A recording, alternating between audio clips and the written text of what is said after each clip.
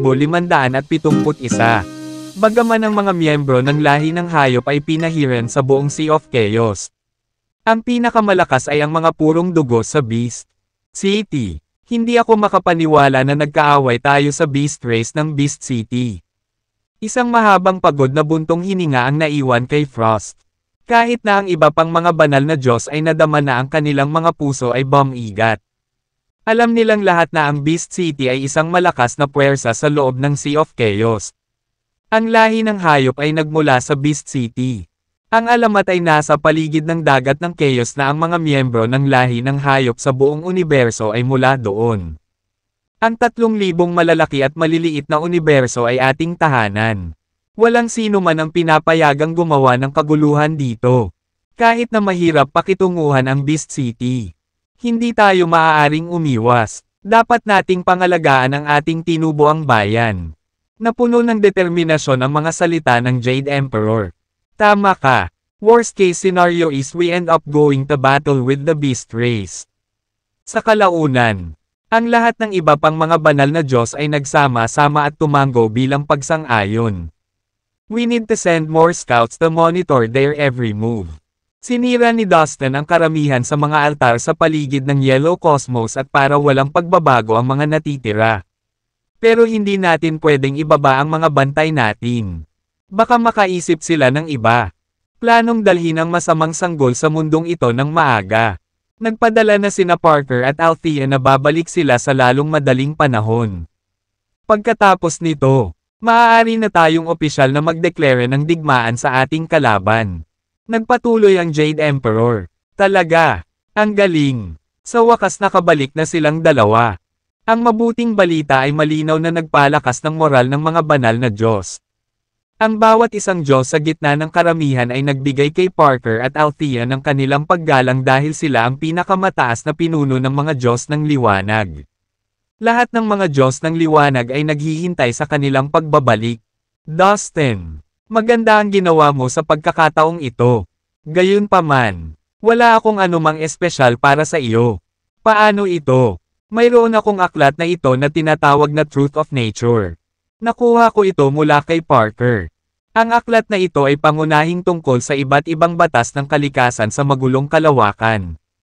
Nakita kong inilabas mo ang batas ng lupa sa larangan ng digmaan. Maaari mong subukang basahin ito sa iyong Soul Sea. Baka makakita ka ng mga kapangyarihan ng batas na nababagay sa iyong paglilinang. Dahil preliminary ka palang Great Divine God. Siguro dapat naghintay muna ako bago ibigay ito sa iyo.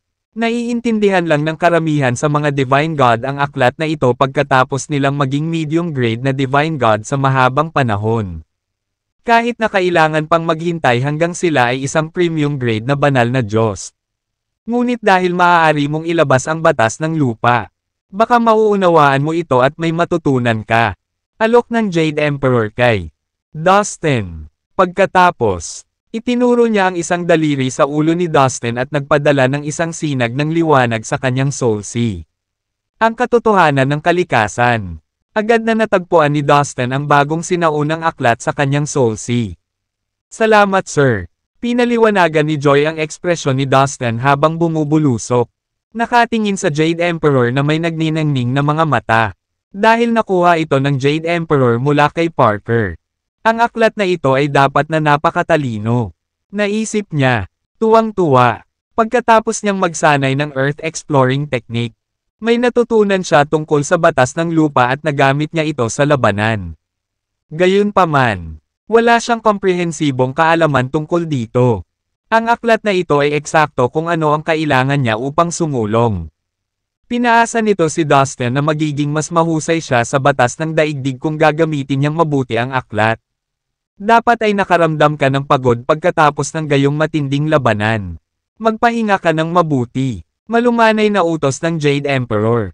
Pagkaraan ng ilang sandali, ang mga banal na Diyos ay mabilis na naghiwa-hiwalay at bumalik sa kanilang sariling mga silid upang magpahinga. Samantala, dumiretso si Dustin sa Fallen Immortal Cosmos at nagsimulang magtanim sa liblib na kalaliman ng kalangitan.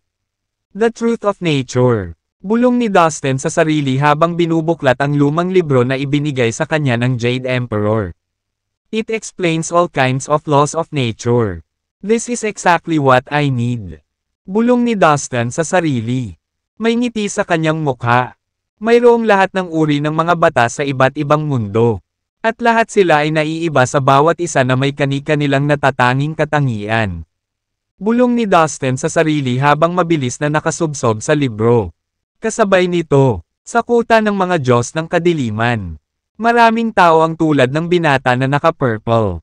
Ang makapangyarihang miyembro ng lahi ng hayop mula sa Beast City. 12 ng mga tapat na tagasunod ni Elliot mula sa lahi ng madaling araw. Thad, Balaam, at si Silas ay nagtipon. Haha, Lloyd, I can't believe that you failed to slay a preliminary grade divine god. Are you really the same guy the first? No. I thought you are better than this. Isang malalamig na tawa ang pinakawala ng binata na nakasuot ng purple habang walang awang pang-asar kay Lloyd.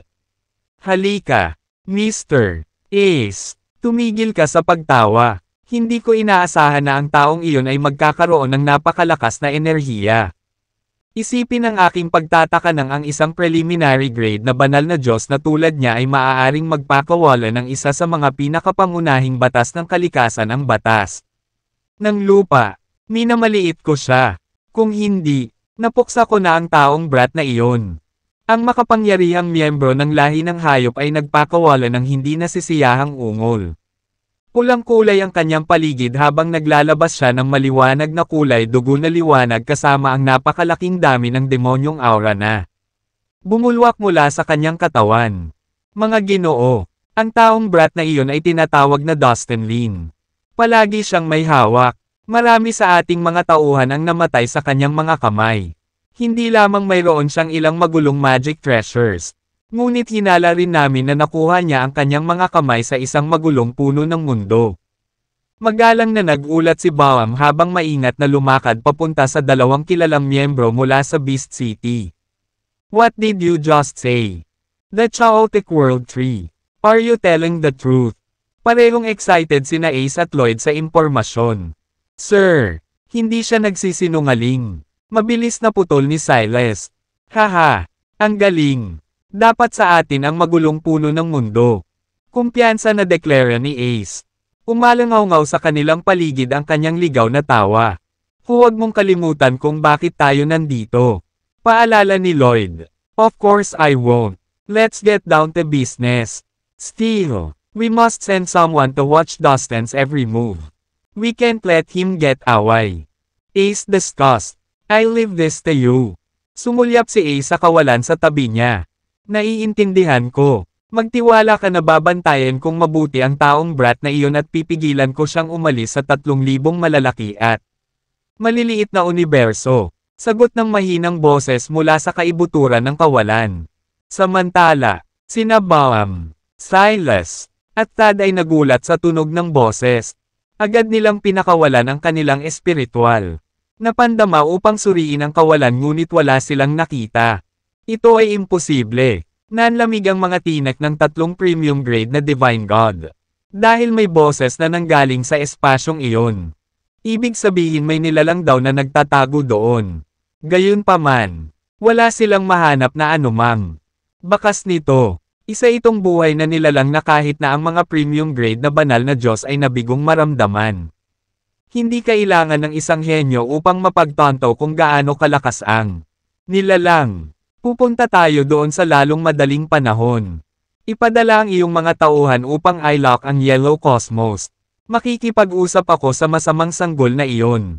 Susubukan kong ipatawag ang espiritual na kaluluwa nito gamit ang lihim na kasanayan ng ating lahi. Sa kalaunan, ang espiritual na espirito ng masamang sanggol. Soul could come out to absorb the evil energy it needs. Ganyan natin dadalhin ang masamang sanggol sa mundo. Paliwanag ni Ace. Ang galing. Lahat ng premium grade na Divine God ng mga Diyos ng kadiliman ay nagpakawala ng masasamang ngiti nang marinig nila ang plano ni Ace. Tara na. Nanguna si Ace at tinungo ang Yellow Cosmos. Sa kalaunan, nagdala si Ace ng higit pang mga Diyos ng kadiliman sa espasyo sa paligid ng Yellow Cosmos. Naglaho ang napakaraming mga altar na nauna ng itinakda. Sinira ni Dustin ang karamihan sa kanila. Habang ang iba pang mga altar ay binawi ng ilang premium grade na mga Diyos ng kadiliman. Ang mga altar na iyon ay nagkakahalaga ng maraming mapagkukunan. Napakasayang kung ito ay gagamitin sa walang kabuluhan. Remember to be mindful of your surroundings. And move as clandestinely as possible. Hindi namin gustong matuklasan ng mga Diyos ng liwanag ang aming mga plano. Utos ni Ace. Isa-isa niyang tinignan ang mga tauhan niya. Binigyan niya sila ng seryosong tingin para ipaalala sa kanila ang bigat ng kanilang mga tungkulin. Opo, Ginoo. Ang iba pang mga banal na Diyos ay tumugon ng sabay-sabay.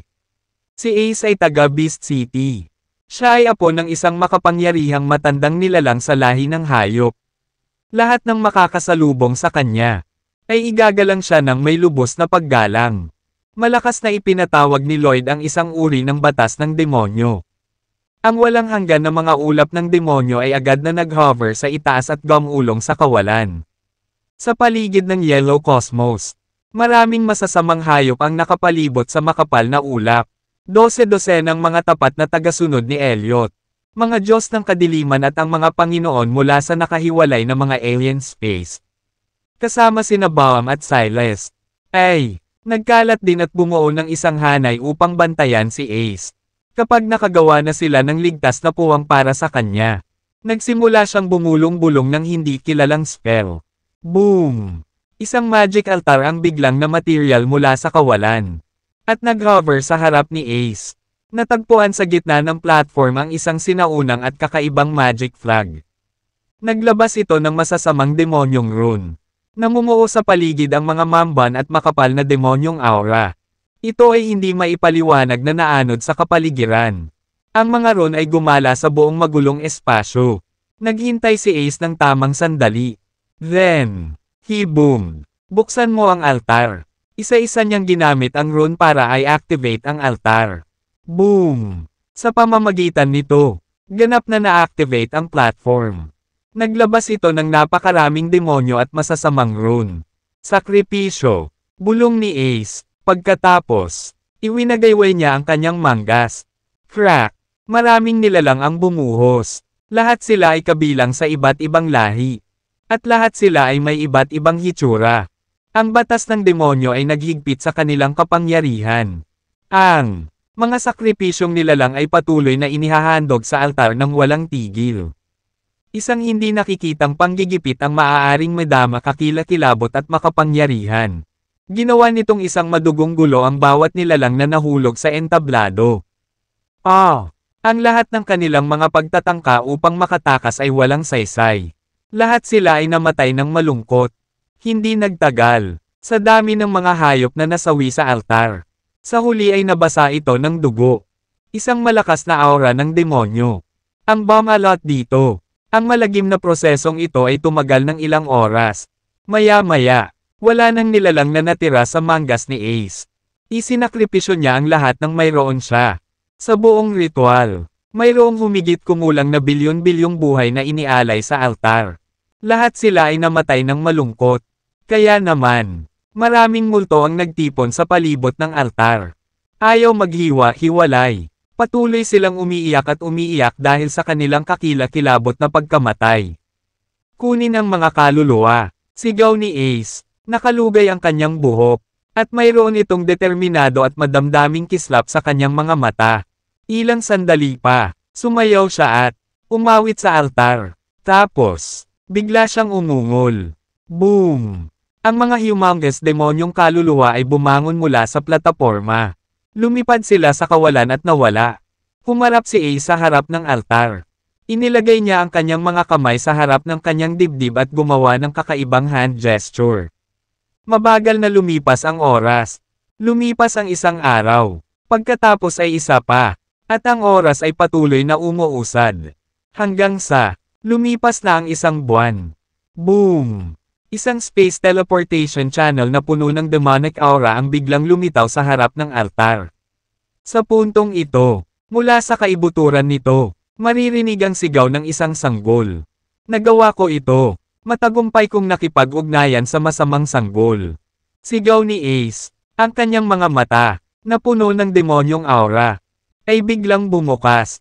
Tumawa siya ng mayabang. Ito ay isang nakakatakot na gawain.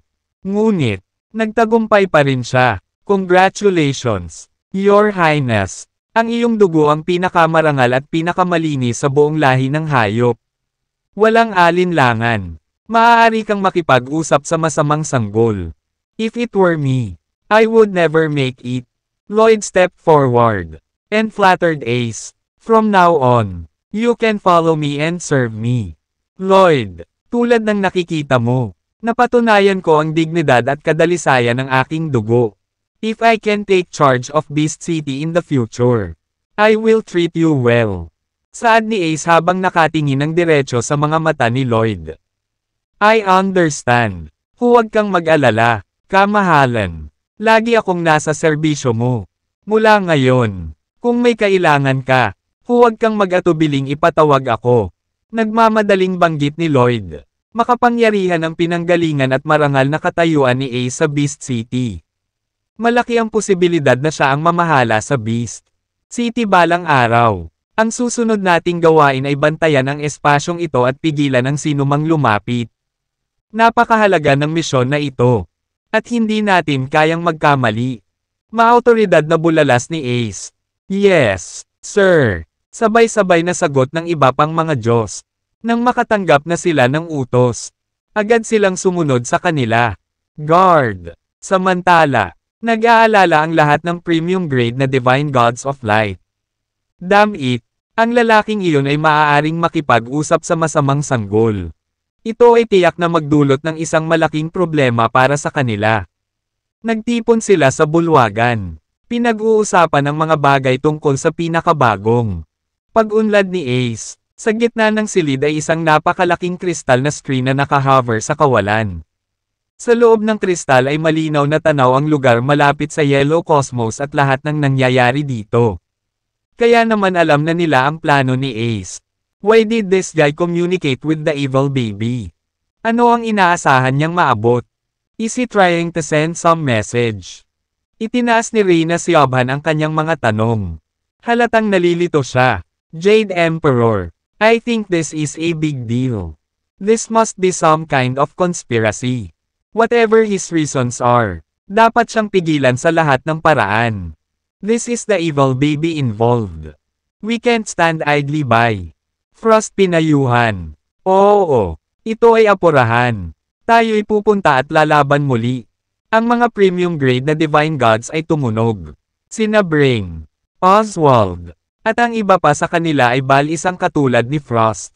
Ito ay isang seryosong bagay. Napakunot ang noo ni Jade Emperor at pinag-isipan ito. Nakinig siyang mabuti sa mga mungkahi ng kanyang mga kasamahan at pinag-isipan. Ito, gayunpaman, hindi siya makakagawa ng padalos-dalos na desisyon. Lalo na sa isang mahalagang bagay. Naiintindihan ko kung saan nanggagaling ang iyong mga alalahanin. Ngunit maaaring hindi natin sila matalo ngayon. Ang taong iyon, kasama ang halimaw na nakalaban ni Dustin, ay parehong hindi kapani-pani walang makapangyarihan. Kahit na mamagitin tayo, maaaring hindi natin sila mapigilan. Sa wakas ay sinabi ni Jade Emperor. Mataimtim niyang ipinilig ang ulo. Ang iba pang mga banal na Diyos ay natigilan sa kanyang hindi inaasahang tugon. Gayunpaman, pagkatapos nilang ay rationalize ang sitwasyon, napagtanto nila na tama si Jade Emperor. Natahimik silang lahat at napayuko. Maghintay tayo saglit. Baka sakaling bumalik sina Parker at Althea. Kapag dumating na sila, marami na silang malalakas na magsasaka na babalik sa kanila. Lalakas na tayo noon. Hindi na natin kailangang pagdudahan ang ating kapasidad pagdating nila. Ang pinakamahusay na magagawa natin ngayon ay ang manatiling matyaga. At maingat na bantayan kung ano ang gusto nila sa pamamagitan ng pakikipag-usap sa masamang sanggol. Pag-aaliw ni Jade Emperor. Okay. Malungkot na sagot ng ibang mga Diyos. Naiwan silang walang pagpipilian kundi maghintay dahil hindi nila kayang harapin ang anumang bagay na hindi sigurado. Sa sandaling ito, sa Fallen Immortal Cosmos, sa mabituing langit, sa isang lihim na silid, Si Dustin ay nalubog sa kanyang paglilinang. Sa panahong ito, maingat na binasa ni Dustin ang katotohanan ng kalikasan. Lalo na ang paglalarawan ng batas ng daigdig. Paulit-ulit niya itong kinanta. At ngayon, mas pamilyar na siya rito. Mayroon na siyang mas malalim na pagkaunawa sa batas ng lupa. Nakakamangha. Napakarami kong naabot sa panahong iyon. Gulat na bulong ni Dustin.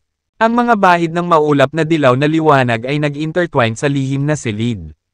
Na bumubuo ng mga misteryosong simbolo ng batas. Mas marunong ako sa Earth Exploring Technique. Confident na bulalas ni Dustin. Pagkaraan ng 10 araw, si Ace, kasama si Lloyd at ang mga Diyos ng kadiliman, ay nanatili sa kawalan malapit sa Yellow Cosmos. Naghintay silang lahat sa harap ng altar. Matyaga silang nanatili. Umaasa sa isang uri ng tugon mula sa masamang sanggol. Isang araw, malakas na yumanig ang altar. Isang kompleto at malinaw na space teleportation channel ang namaterialize sa harap nila. Ang mga agos ng malakas na aura ng demonyo ay patuloy na bumulwak mula sa channel na parang usok.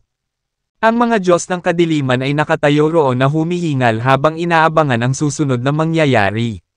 Pagkatapos, gumapang palabas ng channel ang isang hubad na bata na may maliit na tela lamang sa paligid ng kanyang pondiya. Ang batang ito ay naglabas ng isang kakaibang aura na nakakuha ng atensyon ng lahat sa paligid. Mayroon siyang itim na balat sa buong katawan. Sa kabila ng kanyang mapotla at madugong mga mata, ang bata ay mukhang nakakatakot at nakakatakot. Ang kanyang matutulis at itim na mga kuko ay mahaba at hubog. Halos katulad ng kuko. Ang batang ito ay hubad. Maliban sa piraso ng tela na nagpoprotekta sa kanyang ibabang rehiyon. Nang dahan-dahan siyang umakyat sa spatial teleportation passage. Napuno ng patay na katahimikan ang magulong kawalan. Si Ace, Lloyd, at lahat ng mga Diyos ng kadiliman ay natulala nang makita ang batang ito. Lahat ng mata ay nakatutok sa kanya habang papalabas siya ng daanan. Yan ba ang masamang sanggol? Ang lahat ay labis na nagulat at nagngangalit. Bagamat nag-aalab silang lahat sa kuryosidad. Walang nang-ahas na gumawa ng ingay. Sa parehong sandali, sa isang lugar na malalim sa mabituing kalangitan ng fallen immortal cosmos. Ilang buwan nang naglilinang si Dustin sa pag-iisa. Mukhang kakailanganin ko ng higit pang mga dragon sa lupa upang makipagtulungan sa aking paglilinang. Mas mabuting pumunta ako ngayon para makahuli ako. Sa pag-iisip nito, mabilis siyang tumayo at nagpatuloy. Masigasig niyang nilinang ang batas ng lupa nitong mga nakaraang buwan. Gayunpaman, pagkatapos ng lahat ng oras na ito, sa wakas ay natagpuan niya ang kanyang sarili sa isang bottleneck. Naramdaman ni Dustin ang pangangailangan na mahuli ang higit pang mga dragon sa lupa upang makapagsanay siya sa kanila. Umaasa siya na sa kanilang tulong. Sa kalaunan ay makakagawa siya ng panibagong tagumpay sa paglinang ng batas ng lupa. Sa pag-iingat nito, nagmamadali siyang umalis sa sikretong silid at umalis. Narating niya ang mabituing langit ng universo sa isang iglap lamang. Nang magsaliksik siya sa ilang lugar para sa mga dragon sa lupa. Nahuli niya ang marami sa kanila dahil sa patuloy na pagpapabuti sa kanyang Earth Exploring Technique. Madaling makontrol ni Dustin ang libo-libong Earth Dragon. I guess sapat na yon sa ngayon. Nang makita ang mga Earth Dragon nakakahuli pa lang niya. Binalak niyang bumalik at ipagpatuloy ang paglilinang sa pag-iisa. Gayunpaman, sa kanyang pagbabalik, may naramdaman siyang kakaiba mula sa direksyon ng Yellow Cosmos. Naging seryoso ang mukha niya. Bakit nakaharang ang magulong void sa paligid ng Yellow Cosmos? Don't tell me may binabalak na namang masama ang mga Diyos ng kadiliman na iyon. Nagse-set up ba sila ng isa pang batch ng mga altar para makapagpadala sila ng enerhiya sa masamang sanggol? Damn it, this is bad. I should go there to check what's going on. Hindi nag-aksaya ng panahon si Dustin at nagpatuloy sa pagkumpirma ng kanyang hinala. Kung susubukan ng ibang tao ang nakatakdang gawin ni Dustin, mahihirapan siyang tumago sa blockade at pumasok sa loob para mag-imbestiga. Gayunpaman, ito ay isang piraso ng cake para kay Dustin dahil mayroon siyang reincarnation token. Sa tulong ng kayamanang ito, Hindi ito mangyayari. Kinakailangan para sa kanya na dumaan sa anumang mga hadlang sa kanyang pisikal na katawan kaya niyang i-teleport ang kanyang sarili ng walang kahirap-hirap. Sa pamamagitan nito, na-activate niya ang reincarnation token at nag-teleport sa kanyang sarili sa espasyo malapit sa Yellow Cosmos.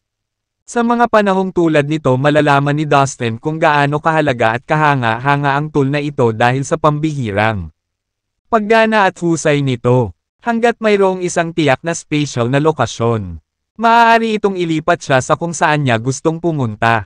Walang makakapigil sa kanya. Kahit na ang mga panganib ng Fallen Divine Valley ay hindi makakapigil sa kanya na pumunta kahit saan.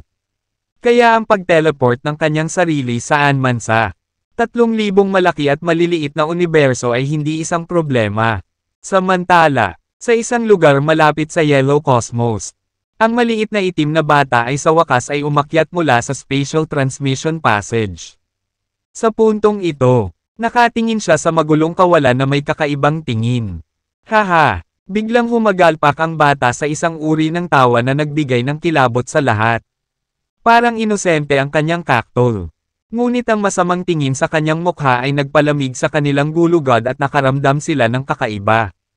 Habang tumatawa ang bata, ang espasyo at oras mula sa lahat ng direksyon ay hindi sinasadyang dumagsa sa kanyang katawan.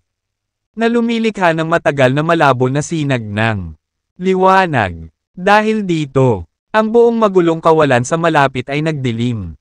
At ang tanging lugar kung saan nagkaroon ng liwanag ay kung saan nakatayo ang batang lalaking may itim na balat. Ang liwanag ay nagpamukha sa kanya na medyo banal at lumikha pa ng impresyon na siya ang pinuno ng mundo. Sa kabila ng kanyang murang hitsura, ang batang ito ay talagang mukhang isang hari. Lalo nitong ikinagulat ang mga tao. Ang karamihan ng tao, na binubuo ng mga Diyos ng kadiliman at mga nilalang mula sa nakahiwalay na mga alien space. Lahat ay tumahimik at nalagutan ng hininga habang sila ay dumaranas ng matinding pressure na umaagos mula sa maliit na bata. Bagamat siya ay isang bata pa. Ang pagharap sa kanya ay nagparamdam sa kanilang lahat na napakaliit at nanghihina. Ang eksenang ito ay nagpatigil kay Ace ng ilang sandali. Nang sa wakas ay natauhan na siya. Napalunok siya ng mariin sa takot at pananabik. Ha! Dapat kong kunin ang pagkakataong ito para magustuhan ako ng masamang sanggol na ito. Magiging mahusay kung magagawa kong makilala niya ako bilang kanyang Panginoon. Sa pag-iisip na ito, binago ni Ace ang kanyang emosyon at sinubukang pakalmayan ang sarili. Huminga siya ng malalim at ngumiti. Bago dahan-dahang naglakad patungo sa batang may itim na balat.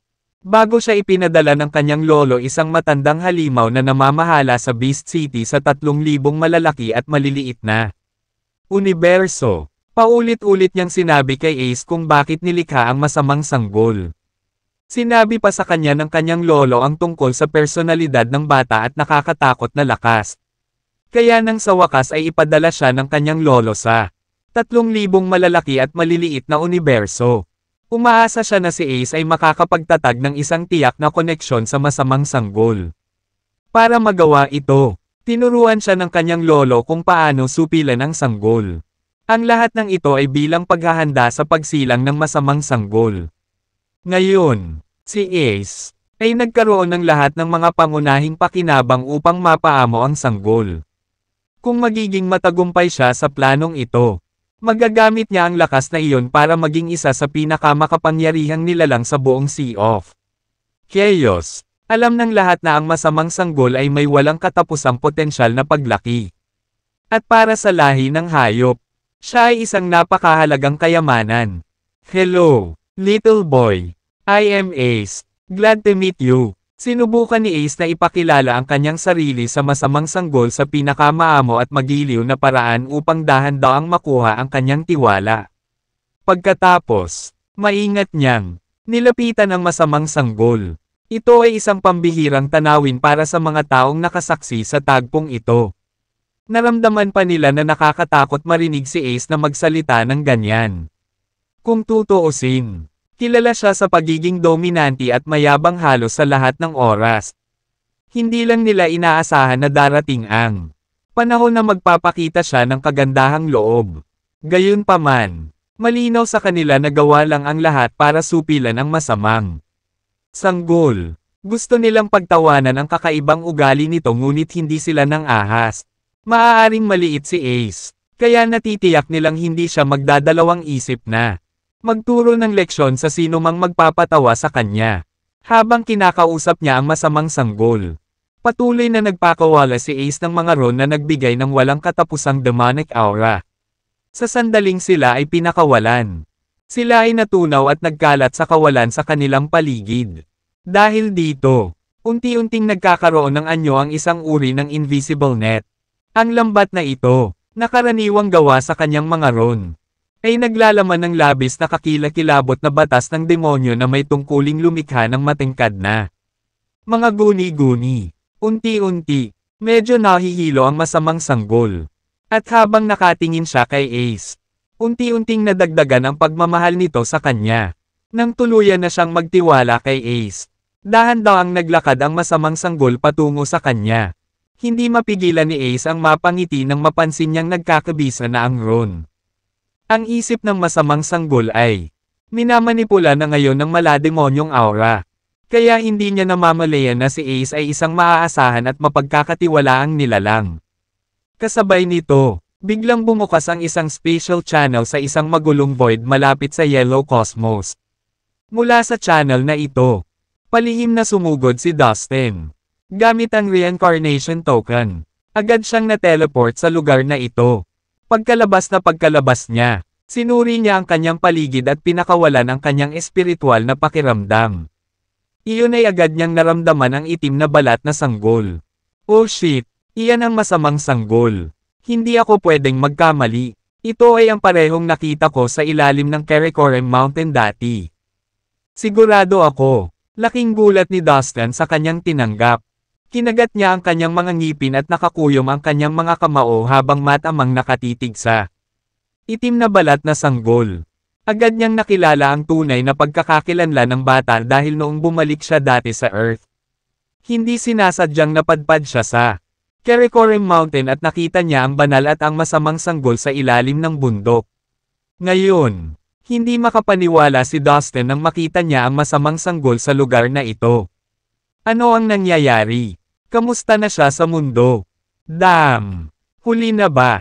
Ang 3,000 malaki at maliit na universo ay magkakaroon ng malaking problema sa lalong madaling panahon.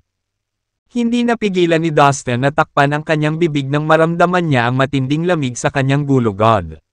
Maaaring may pagkakataon pa. Mukhang ang masamang sanggol ay medyo bata pa at marupok. Sa kasalukuyan, hindi siya mukhang kakila. Kilabot tulad ng sinasabi ng mga chismis. Siguro ito ay dahil siya ay ipinanganak lamang at hindi marami pang nalalaman tungkol sa mundo. Kung ganoon nga, hindi ako mag-aaksaya ng oras. Kailangan kong kunin ang pagkakataong ito para maglunsad ng palihim na pag-atake at patayin siya ng mabilis hanggat maaari. Ito ang tanging solusyon upang mailigtas ang hinaharap. Masyadong mapanganib. Pero wala akong choice kundi subukan ito. Tinakbo ni Dustin ang kanyang plano at lubusang kinalkala ang posibilidad na pabagsakin niya ang masamang sanggol. Naisinasaalang-alang ang mga Diyos ng kadiliman na nakapaligid sa bata. Alam niya na ito ay isang medyo matapang na hakbang. Alam na wala siyang anumang mga kasama upang suportahan siya. Walang sino man sa kuta ng mga Diyos ng liwanag ang nakakaalam sa papaunlad na sitwasyon. Gayunpaman, kung pinalampas niya ang pagkakataong ito na patayin ang masamang sanggol, ang mga kahihinatnan sa malapit na hinaharap ay maaaring hindi maisip at mas mabigat na harapin. Haha, ibuhos ko ang aking dugo sa kanyang ulo. At pagkatapos ay gamitin ang bonding skill na itinuro sa akin ng aking lolo. Magkakaroon ako ng malapit na kaugnayan sa masamang sanggol na ito. Sa ganitong paraan, kapag opisyal na siyang lumabas sa mundo, ituturing niya akong pamilya niya at magtitiwala sa akin. Kapag nangyari iyon, magkakaroon ako ng isa pang makapangyarihang tao sa aking pagtatapon. Magagawa kong dominahin ang Beast City. Hindi. Ako ang maghahari sa buong Sea of Chaos. Haha, gagawin ko ito. Nakikita ko ang aking kinabukasan. Napaisip si Ace habang matamang pinagmamasdan ang espiritual na kaluluwa ng masamang sanggol.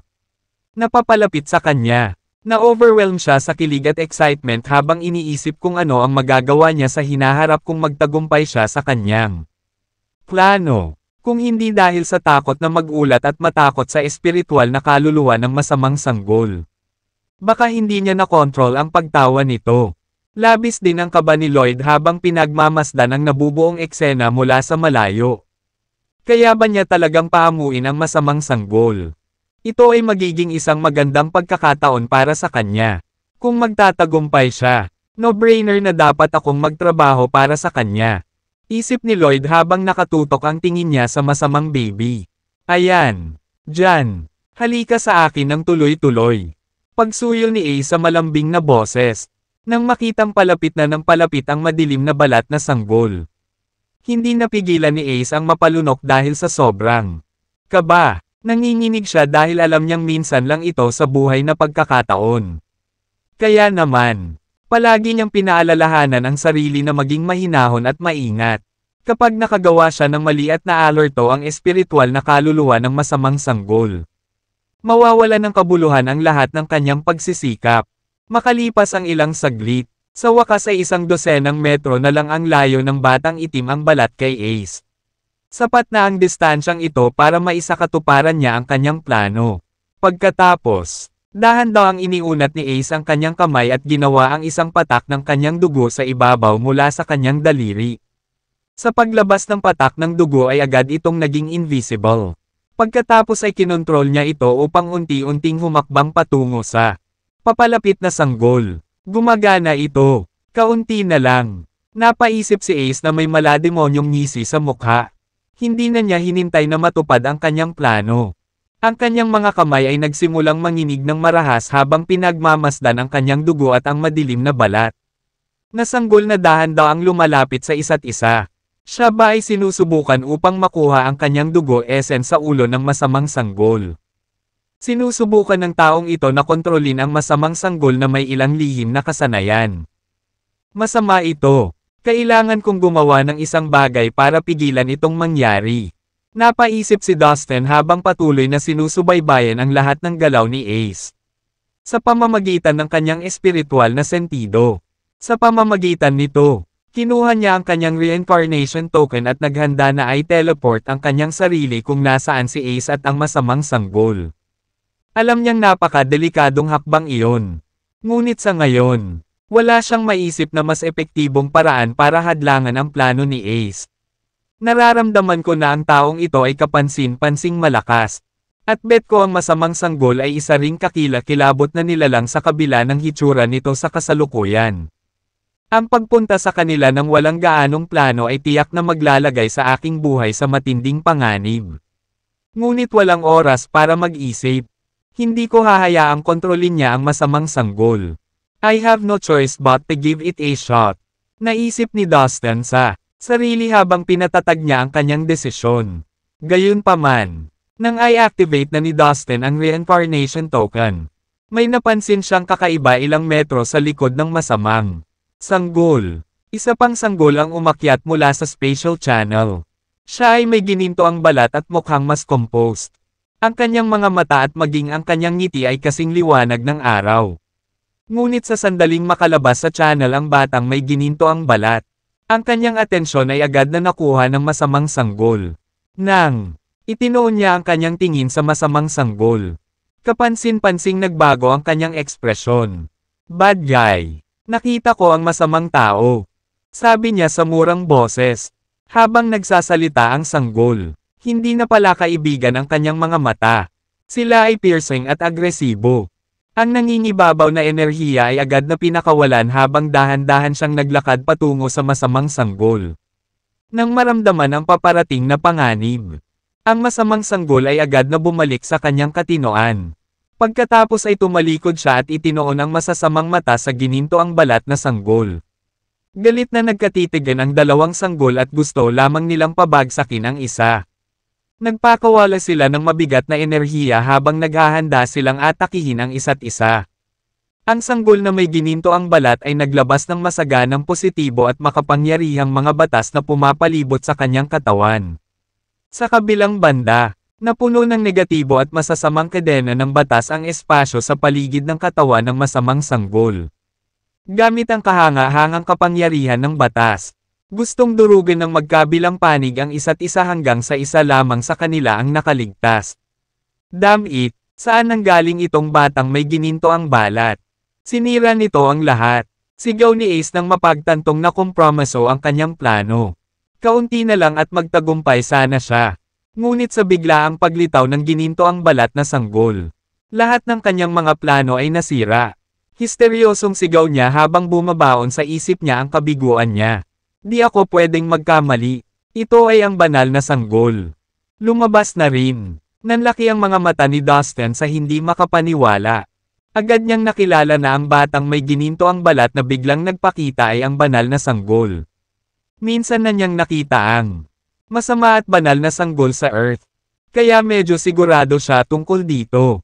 Sa ilalim ng Karakoram Mountain sa Earth, mayroong dalawang mundo. Ang isa ay ang banal na mundo. At ang isa ay ang daigdig ng demonyo. Habang ang mundo ng demonyo ay tahanan ng masamang sanggol. Ang banal na mundo ay tahanan ng banal na sanggol. Aksidenteng napadpad si Dustin sa Karakoram Mountain noon.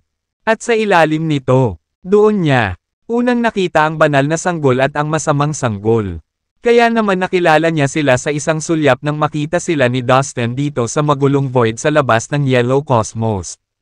Ang dalawang sanggol ay nakatayong matatag at nagtitigan sa isa't isa. Sila ay likas na mga kaaway dahil ang isa ay mabuti at ang isa ay masama. Ang kanilang pagkikita at maging ang kanilang labanan ay hindi maiiwasan. Sa orihinal, ang banal na sanggol ay nilikha ng mga Diyos ng liwanag upang pahinin ang kapangyarihan ng masamang sanggol. Kaya naman, magkaaway ang dalawang sanggol sa mismong kadahilanang iyon. Malaki. Ang banal na sanggol na nilikha ni na Parker, Althea, at ng iba pang mga Diyos ng liwanag ay sa wakas ay magagawang magsilbi sa layunin at pigilan nito. Ang masamang sanggol. Siguro dapat ko munang obserbahan kung ano ang susunod na mangyayari. Masayang naisip ni Dustin habang nakatutok sa dalawang sanggol gamit ang kanyang espiritual nakahulugan sa pag-ugat para sa banal na sanggol. Matiig ang naghintay si Dustin at inaasahan ang isang positibong resulta nang magharap ang dalawang sanggol sa isa't isa. Pagkatapos, out of the blue, nagkusa ang masamang sanggol na umatake muna. Tumalon siya ng mataas sa langit. At mabilis na lumundag para sunggaban ang banal na sanggol. Naglabas siya ng masamang aura na madaling makasuffocate ng mga ordinaryong magsasaka. Kasabay nito, tumalon din ang banal na sanggol at tumakbo patungo sa masamang sanggol. Sa isang kisap mata, nagbanggaan ang kanilang mga katawan at ang kanilang mga pag-atake ay nagbunga ng nakakatakot na mga epekto. Tahimik na pinalakpakan ni Dustin ang banal na sanggol. Na tila pinipigilan ang kanyang sarili laban sa masamang sanggol. Gayunpaman, sa kanyang sorpresa, pagkatapos lamang ng ilang pag-ikot ng napakalaking pagpapalitan ng mga suntok, ang banal na sanggol ay pinalipad sa kabilang direksyon. Malinis na tinamaan ng masamang sanggol ang banal na sanggol sa baba, na naging dahilan upang lumipad ang kulay gintong balat sa buong magulong kawalan. Ngunit ang masamang sanggol ay hindi tumigil sa kanyang masasamang pag-atake doon mismo. Ang masamang sanggol ay mabilis na sumugod patungo sa nasugatan na banal na sanggol. Hinawakan ang kanyang leeg, at ibinato ang napakalaking suntok sa kanyang mukha. Ang banal na sanggol ay hindi nagawang bantayan o makalaban man lang matapos makatanggap ng maraming solidong suntok. Para bang siya pala ang sandbag ng masamang sanggol. Malinaw ang resulta. Ang banal na sanggol ay hindi katugma sa masamang sanggol. Haha! Alam ko na kung ano ang nangyayari dito ngayon. Ang kawawang bastard na ito ay ang banal na sanggol na nilikha ng mga mahihinang Diyos ng liwanag na iyon. Damn! It's so lame. Alisin mo ang basurang iyan dito. Sigaw ni Ace na may panunuya sa bogbog na Divine Baby. Si Lloyd at ang lahat ng iba pang mga Diyos ng kadiliman ay tumawa rin ng malakas sa kaawa-awang kalagayan ng banal na sanggol. Patayin mo na! Sa lahat ng kaiabangan nito bago ang laban. Talunin ang munting halimaw hanggang mamatay. Ang mga nilalang ng mga Diyos ng kadiliman ay nagpalakpakan ng malakas para sa masamang sanggol at hinimok siya na ganap na sirain ang banal na sanggol. Crap! Paano ito nangyari? Ang banal na sanggol ay masyadong mababa sa masamang sanggol. Kung gayon, hindi nakakagulat na nabigo itong pahinain ang lakas ng masamang sanggol. Mas malala pa, ang masamang sanggol ay lumaki ng mas mabilis at nagawang lumabas sa mundo ng mas maaga kaysa sa inaasahan. Pagtatapos ni Dustin na may kasamang buntong hininga noon, upang harapin ang masamang sanggol, sina Parker, Althea, at ang iba pang mga Diyos ng liwanag ay kinuha ang kanilang mga asensya ng dugo at ginamit ang mga ito upang likhain ang banal na sanggol. Ito ay dapat na maubos ang enerhiya ng masamang sanggol, upang maiwasan ang masamang sanggol na maisilang sa hindi inaasahan. Pagkatapos ng hindi mabilang na mga taon, ang lakas ng masamang sanggol ay hindi humina. Sa halip, nakakuha siya ng masaganang enerhiya na higit pa sa sapat para lumabas siya sa mundo. Ipinakita lang nito kung gaano kalakas ang masamang sanggol kumpara sa banal na sanggol. Sa puntong ito, pinarurusahan pa rin ng masamang sanggol ang banal na sanggol sa pamamagitan ng patuloy na pagbugbog sa mahirap. Pagkaraan ng ilang sandali, binitawan ng masamang sanggol ang banal na sanggol. At nakita ng lahat na ang banal na sanggol ay nabugbog sa buong katawan. Ang kanyang gininto ang katawan ay natatakpan ng mga sugat. At ang kanyang kulay gintong dugo ay bumubulwak mula sa kanyang katawan. Kinuha ang pagkakataong ito. Mabilis na tumalikod ang banal na sanggol at nagtangkang tumakas. Ang masamang sanggol ay walang kahit kaunting intensyon na palayain ang banal na sanggol. Sa isang iglap, ang masamang sanggol ay sumugod at hinabol ang sugatang banal na sanggol. Hoy! Papalapit na sila sa akin. Nagulat si Dustin nang mapagtanto niya na ang banal na sanggol ay nagmamadali patungo sa kanyang direksyon. At ang masamang sanggol ay nasa likuran lamang. Dang! Anong gagawin ko? Habang nagpapanik pa si Dustin, unti-unting lumalapit ang dalawang sanggol sa pinagtataguan niya. Anong gagawin ko? Naghahabulan sa pag-iisip si Dustin habang palapit ng palapit sa kanya ang dalawang lalaki. Sa gulat niya, napagtanto niyang nakita na siya ng golden-skinned baby simula nang tumakbo siya palapit sa kanya. Ang reincarnation token ay naging invisible ni Dustin at itinago ang kanyang aura. Sa ngayon, walang nakakaalam nito. Gayunpaman, ang sanggol na may gininto ang balat ay nakakakita sa pamamagitan ng kapangyarihan ng reincarnation token. Tulungan mo ako. Parang hindi sapat. Nagsimulang magsalita ang sanggol at humingi ng tulong kay Dustin. Huwag mo siyang tulungan. Ang babala ng itim na balat na sanggol kay Dustin. Seryoso. Nahanap nila akong dalawa. Napatulala si Dustin. Kung ganoon, kailangan kong tulungan ang banal na sanggol. Hindi pinansin ni Dustin ang babala ng isa at nagpas siyang tulungan ang batang may gininto ang balat. Teka, may nangyayari. Sinong nagtatago dyan? Gamit ang kanilang espiritual na kahulugan. Nakita ni na Ace at Lloyd si Dustin. Humph! How dare you pumunta dito? Nakilala agad ni Ace si Dustin. Agad na naramdaman ni na Baam, Silas, Thad, at ang iba pang premium grade na mga Diyos ng kadiliman ang presensya ni Dustin at nabalisa sila. It's Dustin Lin. He has been hiding there all the time. Sila ay sumigaw sa galit. Kung hindi lang nila napagtuunan ng pansin ang masamang sanggol at ang banal na sanggol. Nahanap na nila si Dustin. Talagang one of a kind siya.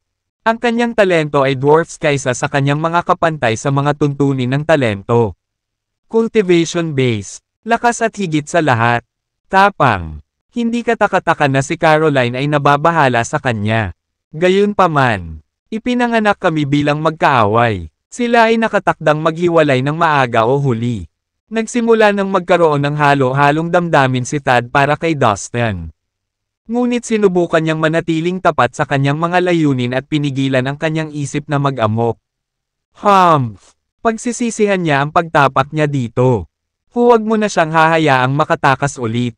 Sina Ace, Lloyd, Baam, Silas, at 12-dosenang miyembro mula sa lahi ng madaling araw na kilalang pinakamatapat na tagasunod ni Elliot ay maingat na binantayan si Dustin gamit ang kanilang espiritual na kahulugan. Nangangati na silang atakihin siya noon pa man. Ngunit pagkatapos, Ang mga sigawan ng labanan ay narinig mula sa malayo. Maraming preliminary grade na mga Diyos ng kadiliman ang pumasok sa loob. Masamang balita. Darating na ang mga tropa ng mga Diyos ng liwanag. Nagulat sila na may mga mukha ng gulat. Mukhang alam na nila ang plano natin. Malamig na sabi ni Baum. Si Dustin siguro ang nagpaalam sa kanila.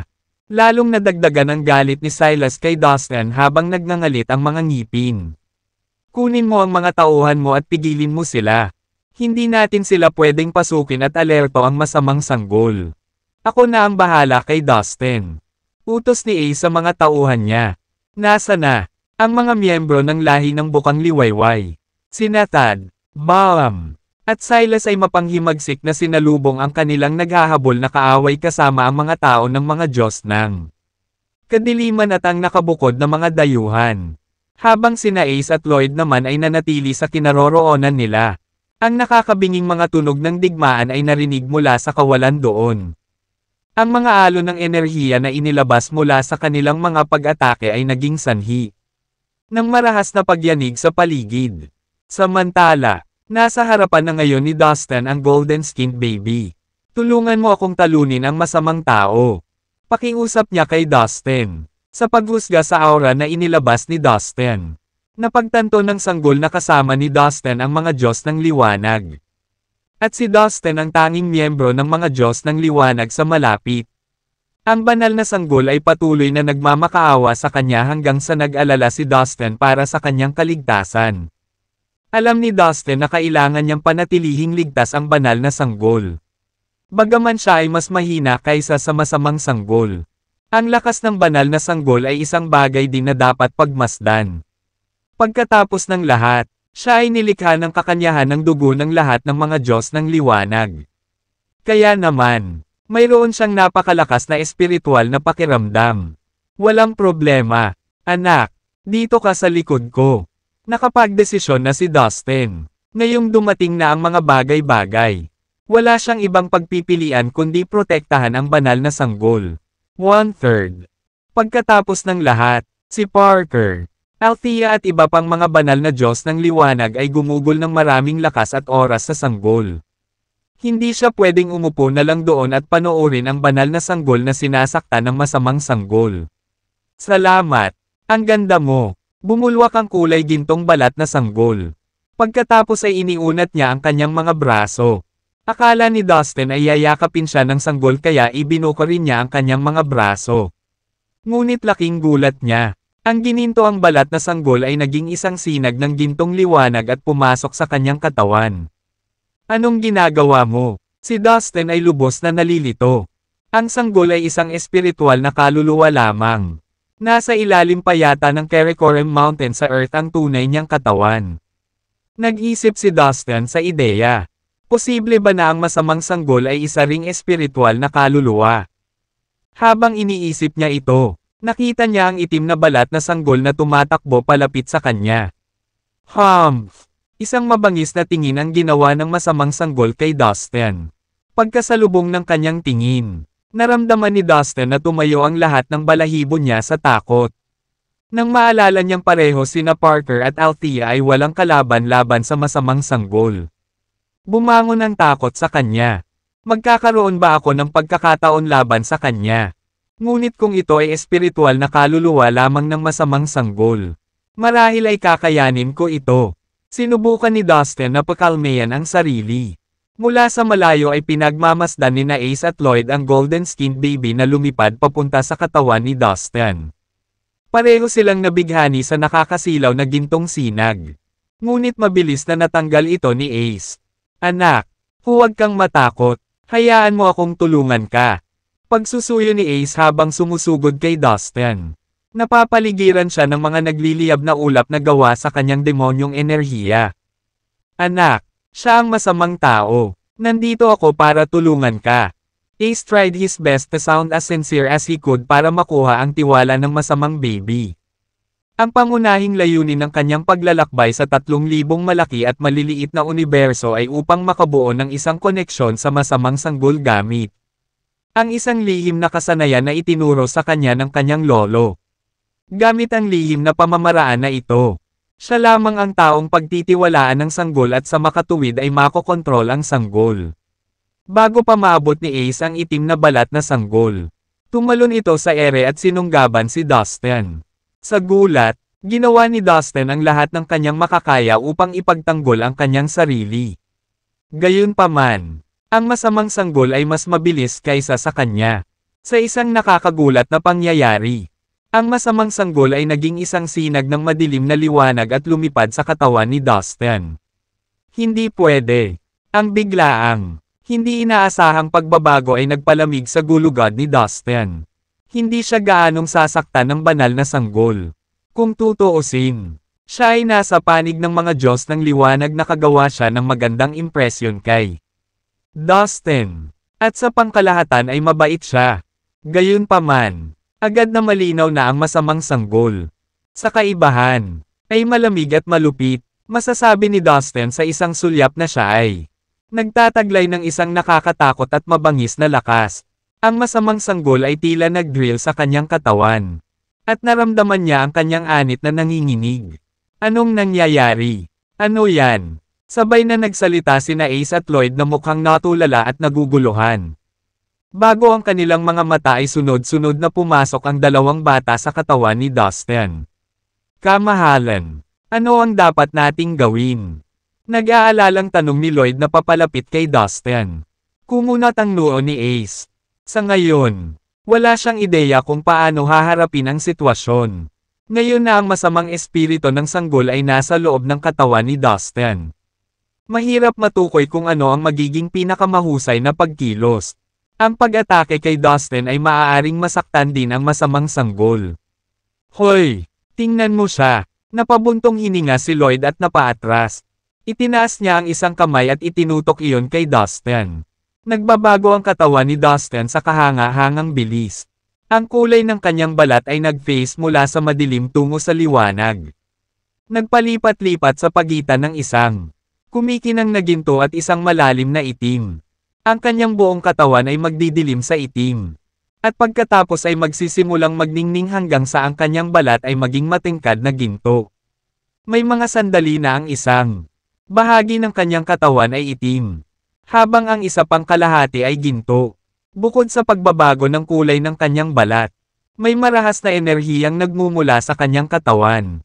Ang enerhiya ay lumabas sa kanyang katawan na parang bagyo, umiikot sa kanyang anyo. Bago ito sumugod palabas na parang tsunami na nagdulot ng mga dagandong sa nakapalibot na kawalan. Si Dustin mismo ay parang estatwa, naayos sa pwesto, hindi makagalaw kahit isang pulgada habang ang masamang sanggol at ang banal na sanggol ay nag-away sa loob niya. Tiningnan niya ang kanyang sarili at nakita niyang tinatreto ng dalawang bata ang kanyang katawan bilang isang larangan ng digmaan. Sila ay nasangkot sa isang matinding labanan laban sa isa't isa. Sa kalaunan, ang maitim na batang lalaki ay nagsimulang mangibabaw sa laban. At ang gintong batang lalaki ay nabawasan sa pagtatanggol sa kanyang sarili.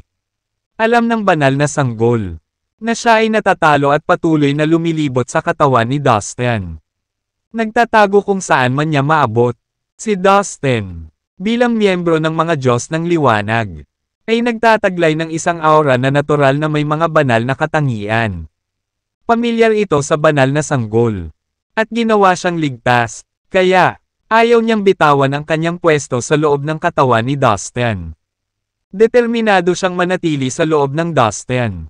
Tumakbo siya pabalik-balik mula ulo hanggang paa ni Dustin. Iniiwasan ang mga pag-atake ng masamang sanggol. Ang masamang sanggol, na nabuo tulad ng isang maitim na batang lalaki, ay nasa mataas na espiritu mula noong siya ay nanalo. Determinado siyang hindi payagan ang kanyang kalaban makatakas, kaya mananatili siya sa loob ng katawan ni Dustin hanggang sa pagtibayin niya ang kanyang tagumpay. Biglang may kumatok ng malakas. Nahanap na ng gintong bata ang mga lihim na kaharian sa katawan ni Dustin. Sinipa niya ang mga hadlang. Desperadong pumasok sa mga nakatagong kaharian ng mga laman loob ni Dustin. Ngunit hindi mapipigilan ang maitim na bata. Sumunod siya pagkatapos ng banal na sanggol. Hoy! Tumawag si Dustin. Boys, you are inside my body. Please be more careful. Kung pipilitin mong lumaban, gawin mo sa labas. Nag-aalala siya na baka makagawa ng malubhang pinsala sa katawan ang dalawang bata. Tulungan mo ako. Pakiusap. Sigaw ng gintong bata na malapit pa ring hinahabol ng maitim na batang lalaki. Nag-aalalang sabi ni Dustin. Sige, susubukan ko. Alam niya na kung patuloy niyang hahayaan silang tumakbo ng napakaligaw at gawin ang anumang gusto nila sa loob ng kanyang katawan. Kung gayon ang kanilang labanan ay tatagal. Nang walang katiyakan, na nangangahulugan na maaari siyang magyelo doon sa napakatagal na panahon. Iyon ang huling bagay na gusto niya.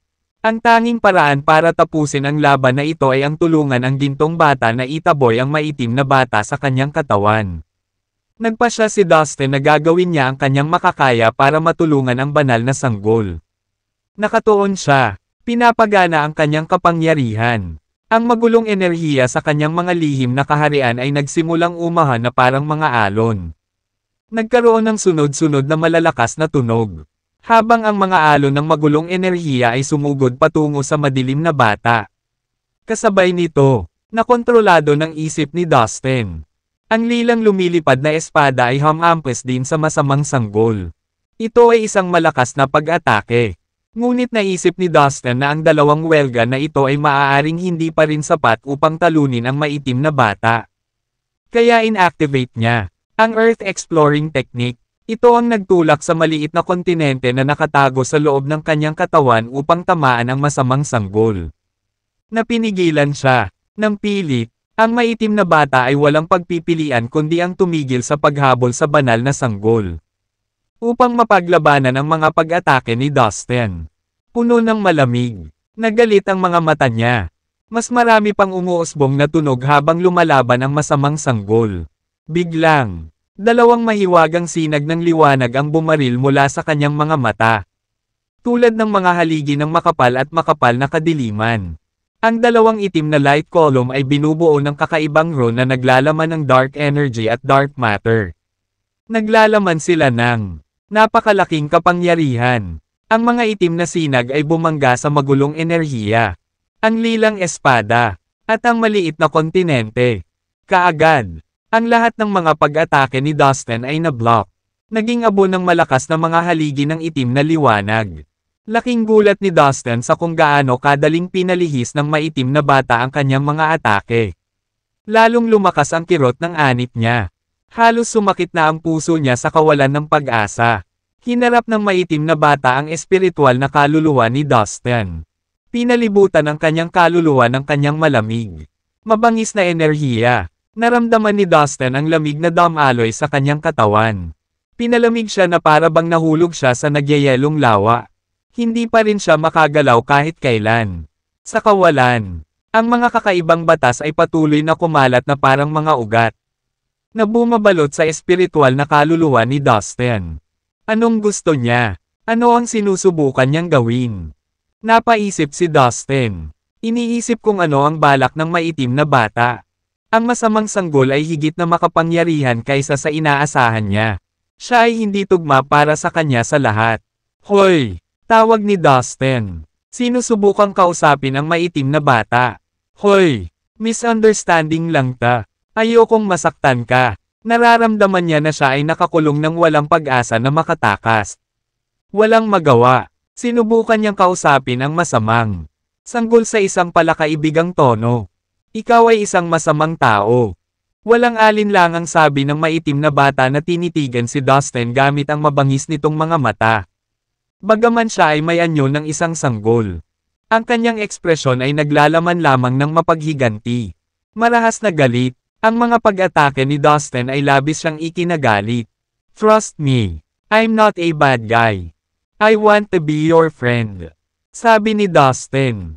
Alam niya na kung ang mga sagot niya ay lalong magagalit sa masamang sanggol. Malalagay sa panganib ang kanyang buhay. Siya ay maingat sa pagsasalita sa isang mabait. Nakapapawing pagod na boses. Umaasa na magkaroon ng kaugnayan sa masamang sanggol. Ngunit syempre, hindi sapat ang mga salita para kumbansihin ang masamang sanggol. Hindi pagkatapos niyang salakayin siya. Makalipas ang ilang saglit na pag-iisip, napagdesisyonan ni Dustin. Nagpadala siya ng malaking bilang ng mga kayamanan mula sa langit at lupa. Lahat mula sa mga magic pill hanggang sa mga divine crystal na naglalaman ng dark energy at ibinigay ang lahat ng ito sa masamang sanggol. Ang malaking paghatak ng mahahalagang bagay ay agad na pumukaw sa interes ng maitim na bata. Isang tingin ng kasakiman ang bumungad sa kanyang duguan ng mga mata. Ibinuka niya ang kanyang bibig. Sa isang lagok, nilunok niya ang lahat ng kayamanan. Pagkatapos ay lumingon siya kay Dustin na may matigas at hindi nasisiyahang ekspresyon sa kanyang mukha. Halatang umaasa pa siya. Sa sobrang gulat, napagtanto ni Dustin na bumalik sa normal ang kanyang espiritu. Ang kanyang espiritual na kaluluwa ay hindi na nakakulong. Tama ako. Sa sandaling nakakuha siya ng ilang mga benepisyo mula sa akin. Ang kanyang saloobin ay mabilis na bumuti. Naisip ni Dustin ng maluwag. Medyo nakaramdam din siya ng pait sa kasakiman ng masamang sanggol. Ngunit maingat niyang itinago ito para hindi na magalit ang bata. Gusto ko pa. Hiling ng sanggol. Seryoso. Sabi ni Dustin. Bumantong hininga. Hindi lang malupit ang batang ito. Parang natural din siyang avaricious. Daing niya sa sarili. Alam niyang wala siyang ibang pagpipilian kundi ibigay ang marami sa kanyang pinakamahalagang kayamanan. Ngunit hindi siya naglakas loob na tanggihan ang mga kahilingan ng masamang sanggol. Kung muling magagalit ang masamang sanggol, malalagay na naman sa panganib ang buhay ni Dustin. Itinago ang kanyang hindi pagpayag. Kinuha ni Dustin ang higit pa sa kanyang madilim na mga kayamanan at ipinasa ang mga ito sa masamang sanggol. Inilabas ng masamang sanggol ang kanyang dila at nilamon ang tumpok ng mga kayamanan. Gusto ko pa, sinabi niya. Nang maubos na niya ang isa pang batch, sabik na naman siyang tumitig kay Dustin. Humihingi pa. Ito ay kakilay-kilabot. Napaisip si Dustin. Lihim na minumura ang batang maitim. Buong puso niyang hiniling na maipahayag niya ang kanyang galit. Ang taong ito ay parang balon na walang ilalim. Hindi siya titigil sa paghingi sa akin ng parami ng paraming kayamanan. Siya ay nagsumikap upang makuha ang mga kayamanang iyon. Lahat sila ay bunga ng kanyang pakikipagsapalaran sa Fallen Divine Valley. Ipinapalagay niya na ang masamang sanggol ay maaaring hindi magugustuhan ng mga ordinaryong kayamanan. Kaya naramdaman niyang wala nang magagawa kundi ang isakripisyo ang matataas na antas na kayamanang iyon at ibigay sa masamang sanggol. Gayunpaman, muli niyang minaliit ang masamang sanggol. Hindi inaasahan ni Dustin na magiging gaaman ang sanggol na hindi siya makontento sa napakaraming yaman na kanyang nakain. Pag ganito na lang, natatakot akong maubusan ako ng kayamanan na ibibigay sa kanya. Isip ni Dustin. Pinipigilan ang mapait na ngiti. Iniisip niya kung anong mga pagpipilian ang naiwan niya. Sa hindi kalayuan, tumayo sina Ace at Lloyd at nakatutok ang mga mata kay Dustin. Your Highness, why don't we take this arrogant brat back to our stronghold? Anyway, the evil baby is inside him. Suhestyon ni Lloyd. That's a good idea. I'm unleashing the law of space to cut off the space where that brat is. That way we can take it with us. Sang-ayon ni Ace. That's an awesome idea.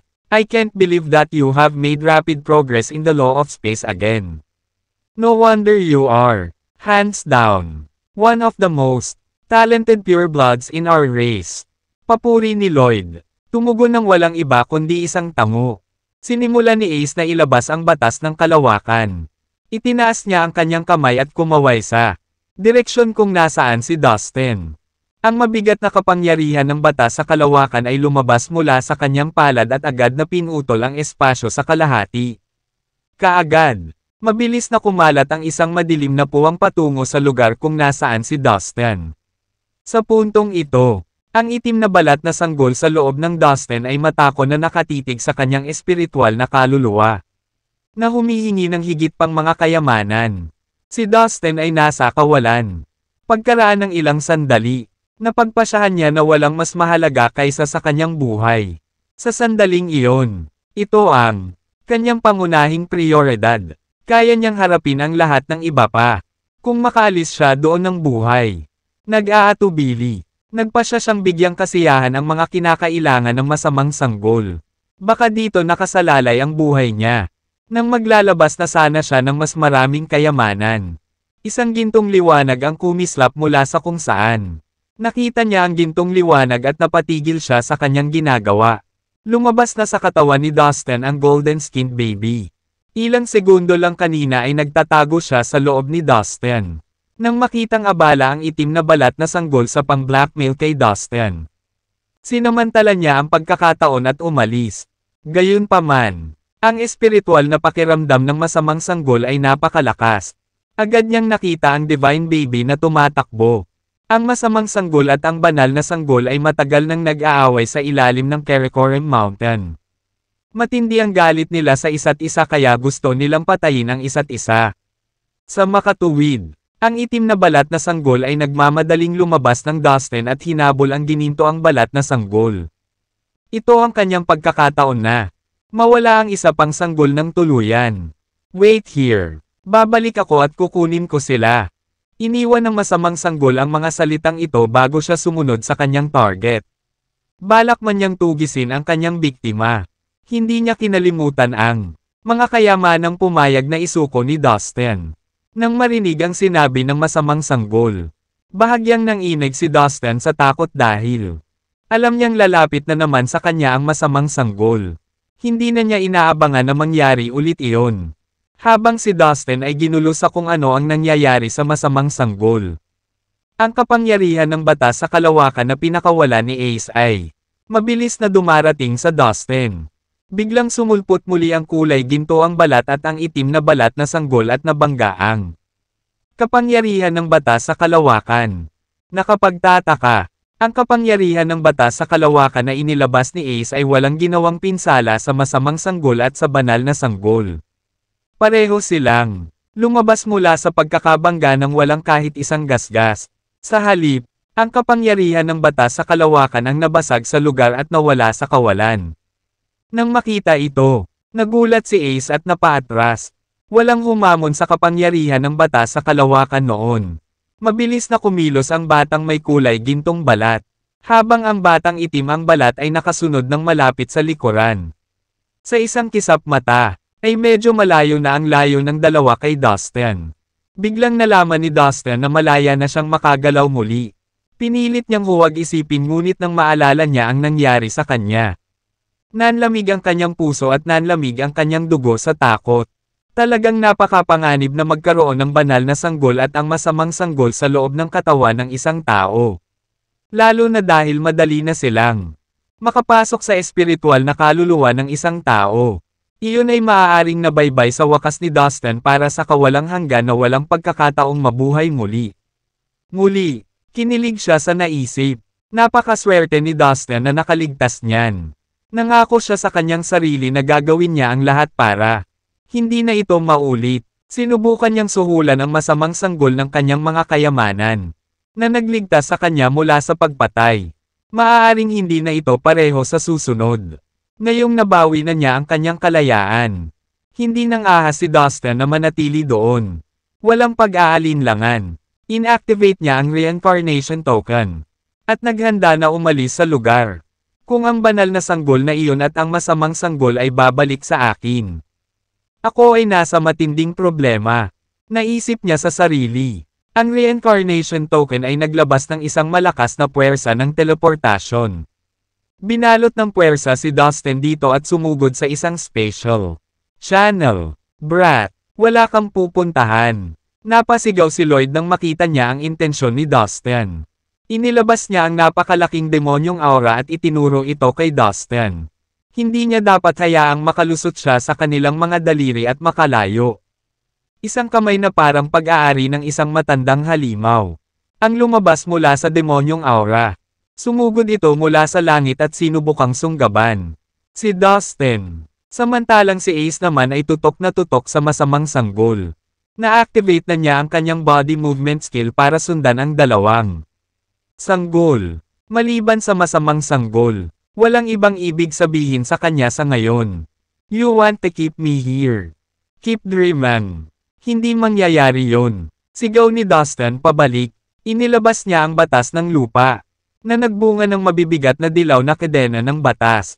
Pinalibutan siya ng mga kadena para protektahan siya sa anumang pag-atake ni Lloyd. Matapos basahin ang katotohanan ng kalikasan ng ilang araw, nagkaroon ng mas malalim na pagkaunawa si Dustin sa batas ng daigdig. Naturally, ang kapangyarihan ng batas sa lupa na inilabas niya ay mas malakas kaysa dati. Bukod dito, ang kanyang reincarnation token ay parehong makapangyarihan. Swoosh! Kaya lang, nawala si Dustin sa manipis na hangin. Kamangha-manghang. Ilang tao ang maaaring magkaroon ng ganoon kalalim na pag-unawa sa batas ng mundo sa murang edad na tulad niya. Kahit na ang mga katamtamang gradong banal na Diyos ay hindi makalayo sa akin. Pero ginawa niya. Siya ay talagang isang kahanga-hanga. Mahuhusay na binata. None of the young creatures in the Beast City could be the par with him. Not to mention those in the backward universe. Communities. Lloyd remarked. Sa puntong ito, binubuntot ni Ace ang itim na balat na sanggol. May patak ng dugo sa ang kanyang palad habang nakakuyom ang kanyang mga kamao. Naghahanap siya ng pagkakataong may patong ang kanyang dugo sa ulo ng masamang sanggol.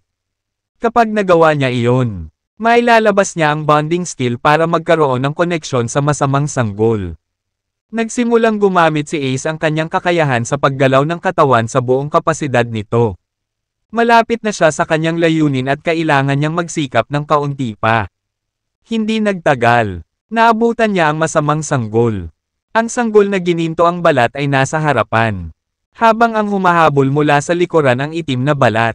Si Ace naman ay mahigpit na sumunod sa likod ng itim na balat na sanggol. Sa walang hanggan na magulong kawalan na ito, ang tatlong nilalang ay kumikilos ng buong bilis. Haha, malapit na ako. Malapit ko nang maabutin ang masamang sanggol. Hindi mapigilan ni Ace ang excitement habang papalapit siya ng palapit sa masamang sanggol. Ngunit sa sandaling iyon, ibinuka ng batang gininto ang balat ang kanyang bibig. Babalik ako, sabi ng gininto ang balat na sanggol sa napakabata. Parang bata na boses. Pagkatapos ay tumalikod siya at lumipad pabalik. May isang altar na lumulutang sa kawalan sa unahan. Malapit sa gininto ang balat na sanggol.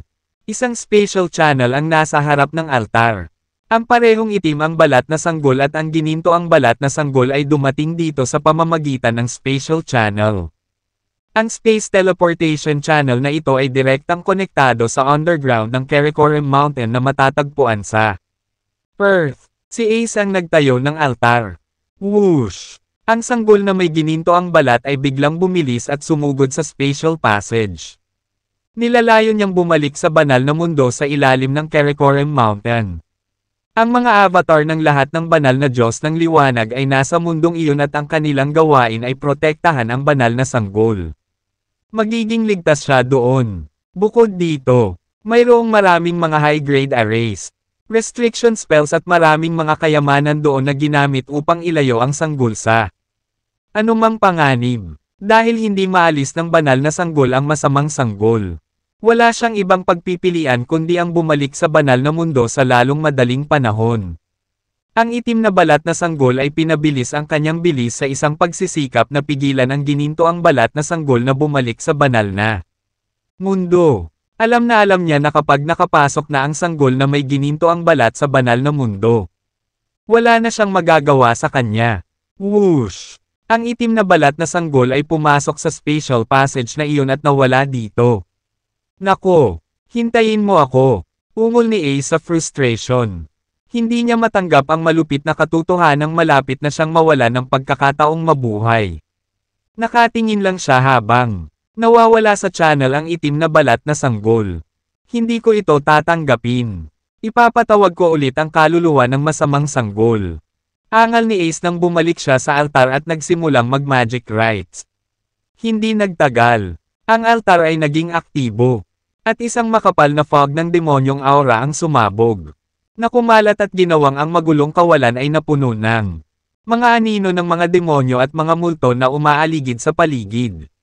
Gayunpaman, gaano man katagal ang kanyang narating, hindi na muling nagpakita ang masamang sanggol. Your Highness, kalalabas lang ng soul of the evil baby. I'm sure hindi na ito lilito ulit within such a short time. Payo ni Lloyd. Hindi man ito willing tanggapin ni Ace. Kailangan niyang aminin na totoo ang sinabi ni Lloyd. Dahil lahat kay Dustin. Kung hindi dahil sa kanya. Nagtagumpay ako. Papatayin ko siya. Si Ace ay sumigaw ng kanyang galit sa pamamagitan ng pagngangalit ng mga ngipin. Nilamon siya ng kanyang puot ngunit wala siyang mapaglalabasan. Ang unang lalaking pumasok sa isip niya ay si Dustin. Oo, hindi natin hahayaang makatakas si Dustin. Tsaka malaki ang posibilidad na angkinan niya ang magulong puno ng mundo. Kailangan nating gumawa ng paraan para harapin siya.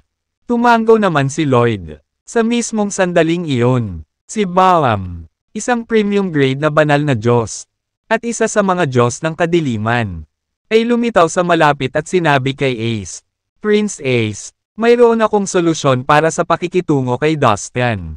Sa totoo lang, medyo matagal na siya doon. Gayunpaman, masyado nang engrossed si Ace sa kanyang magic rite sa altar noon. Kaya ayaw niyang istorbohin siya. Napukaw ang interes ni Ace. At sabay-sabay siyang nagdemand. Oh, tell me, ano ang dapat nating gawin para harapin siya? Prinsipe Ace, ang solusyon na ito ay nagsasangkot ng isang nangungunang master sa ating mga Diyos ng kadiliman. Kaya dapat tayong kumilos ng patago. Pagkatapos ay nagpadala siya ng isang lihim na mensahe sa soul sea ni Ace. Oh, I see. Kaya ayon. Na-overcome natin si Dustin. Ngumisi si Ace. But first, let's return. Ginamit ni na Ace at Lloyd ang kanilang bodily movement skills at agad na naglaho. Sa di kalayuan, ang mga Diyos ng kadiliman pati na rin ang mga tao sa isolated alien spaces ay mabangis na nakikipaglaban sa mga Diyos ng liwanag. Pagkatapos matanggap ang utos ng pagpapabalik, ang mga Diyos ng kadiliman at mga tao sa nakahiwalay na mga dayuhang espasyo ay nagsimulang lahat sa pag-atris. Ang Jade Emperor, Reyna Siobhan, at ang iba pa, kasama ang hukbo ng mga Diyos ng liwanag, lumipat sa paligid ng Yellow Cosmos upang mag-imbestiga. Natuklasan nila na ang masamang sanggol at ang banal na sanggol ay matagal nang nawala. Mag-regroup muna tayo. Pagkatapos mag-imbestiga ng ilang sandali, pinangunahan ng Jade Emperor ang hukbo pabalik sa ang base camp ng mga Diyos ng liwanag. Dustin, anong nangyari? Sino ang dalawang kakaibang sanggol na iyon? Tanong ng Jade Emperor na nakatitig kay Dustin. Ang iba pang mga banal na Diyos ay tumingin din sa kanya na may labis na pagyusisa. Ang kristal na screen sa conference hall ng mga Diyos ng liwanag ay malinaw na ipinakita kung ano ang nangyari sa kawalan. Malapit sa Yellow Cosmos, sa makatuwid, alam nilang lahat na si Dustin ay naroon din sa eksena. At nakita ang dalawang kakaibang sanggol. Isinalaysay ni Dustin ng detalyado ang kanyang karanasan. Jade Emperor, ang gininto ang sanggol ay marahil ang espiritual na kaluluwa ng banal na sanggol. Ang maitim na sanggol ay dapat na espiritual na kaluluwa ng masamang sanggol. Tila ang prinsipe na iyon mula sa Beast City ay gustong gumamit ng isang madilim na salamangka upang bumuo ng ilang koneksyon sa ang kaluluwa ng masamang sanggol. Baka gusto pa niyang kontrolin ito. Pero parang nabigo siya. Ani Dustin. Magandang balita iyan. Dustin. Buti na lang at nakarating ka roon sa takdang panahon at medyo naabala mo ang kanyang plano. Naniniwala ako na ang prinsipe ay dapat magtanim ng matinding galit sa iyo ngayon. Kaya, mas mabuting mag-ingat ka sa nakikinita na hinaharap. At subukang huwag lumabas. Babala ng Jade Emperor. Nakita ko. Tumanggo si Dustin. Mukhang ang lakas ng masamang sanggol ay higit pa kaysa sa banal na sanggol. Hindi katakataka kung gayon na ang banal na sanggol ay hindi nagawang sugpuin ang masamang sanggol sa loob ng mahabang panahon. Malungkot na sabi ni Reyna Siobhan at napabuntong hininga. Sa Beast City daw nagmula ang lihim na paraan ng paglikha ng masamang sanggol. Sa pagkakataong ito, nagpadala ang Beast City ng isang prinsipe dito. Iyon kaya ang dahilan kung bakit nilikha ni Hackett at Elliot ang masamang sanggol noon. Kumilos ba sila? Alinsunod sa mga utos ng lahi ng hayop mula sa Beast City? Bulong ni Frost. Well, iyon ay isang malakas na posibilidad. Ang pagpapatawag sa masamang sanggol ay hindi isang simpleng gawain. At least, Ang Beast City ay dapat nakasangkot. Kumunat ang noo ni Jade Emperor. Ang lahi ng hayop sa Beast City ay marahil ang pinaka-nakakatakot na puwersa sa Sea of Chaos. Hindi ko inaasahan na lalaban tayo sa kanila.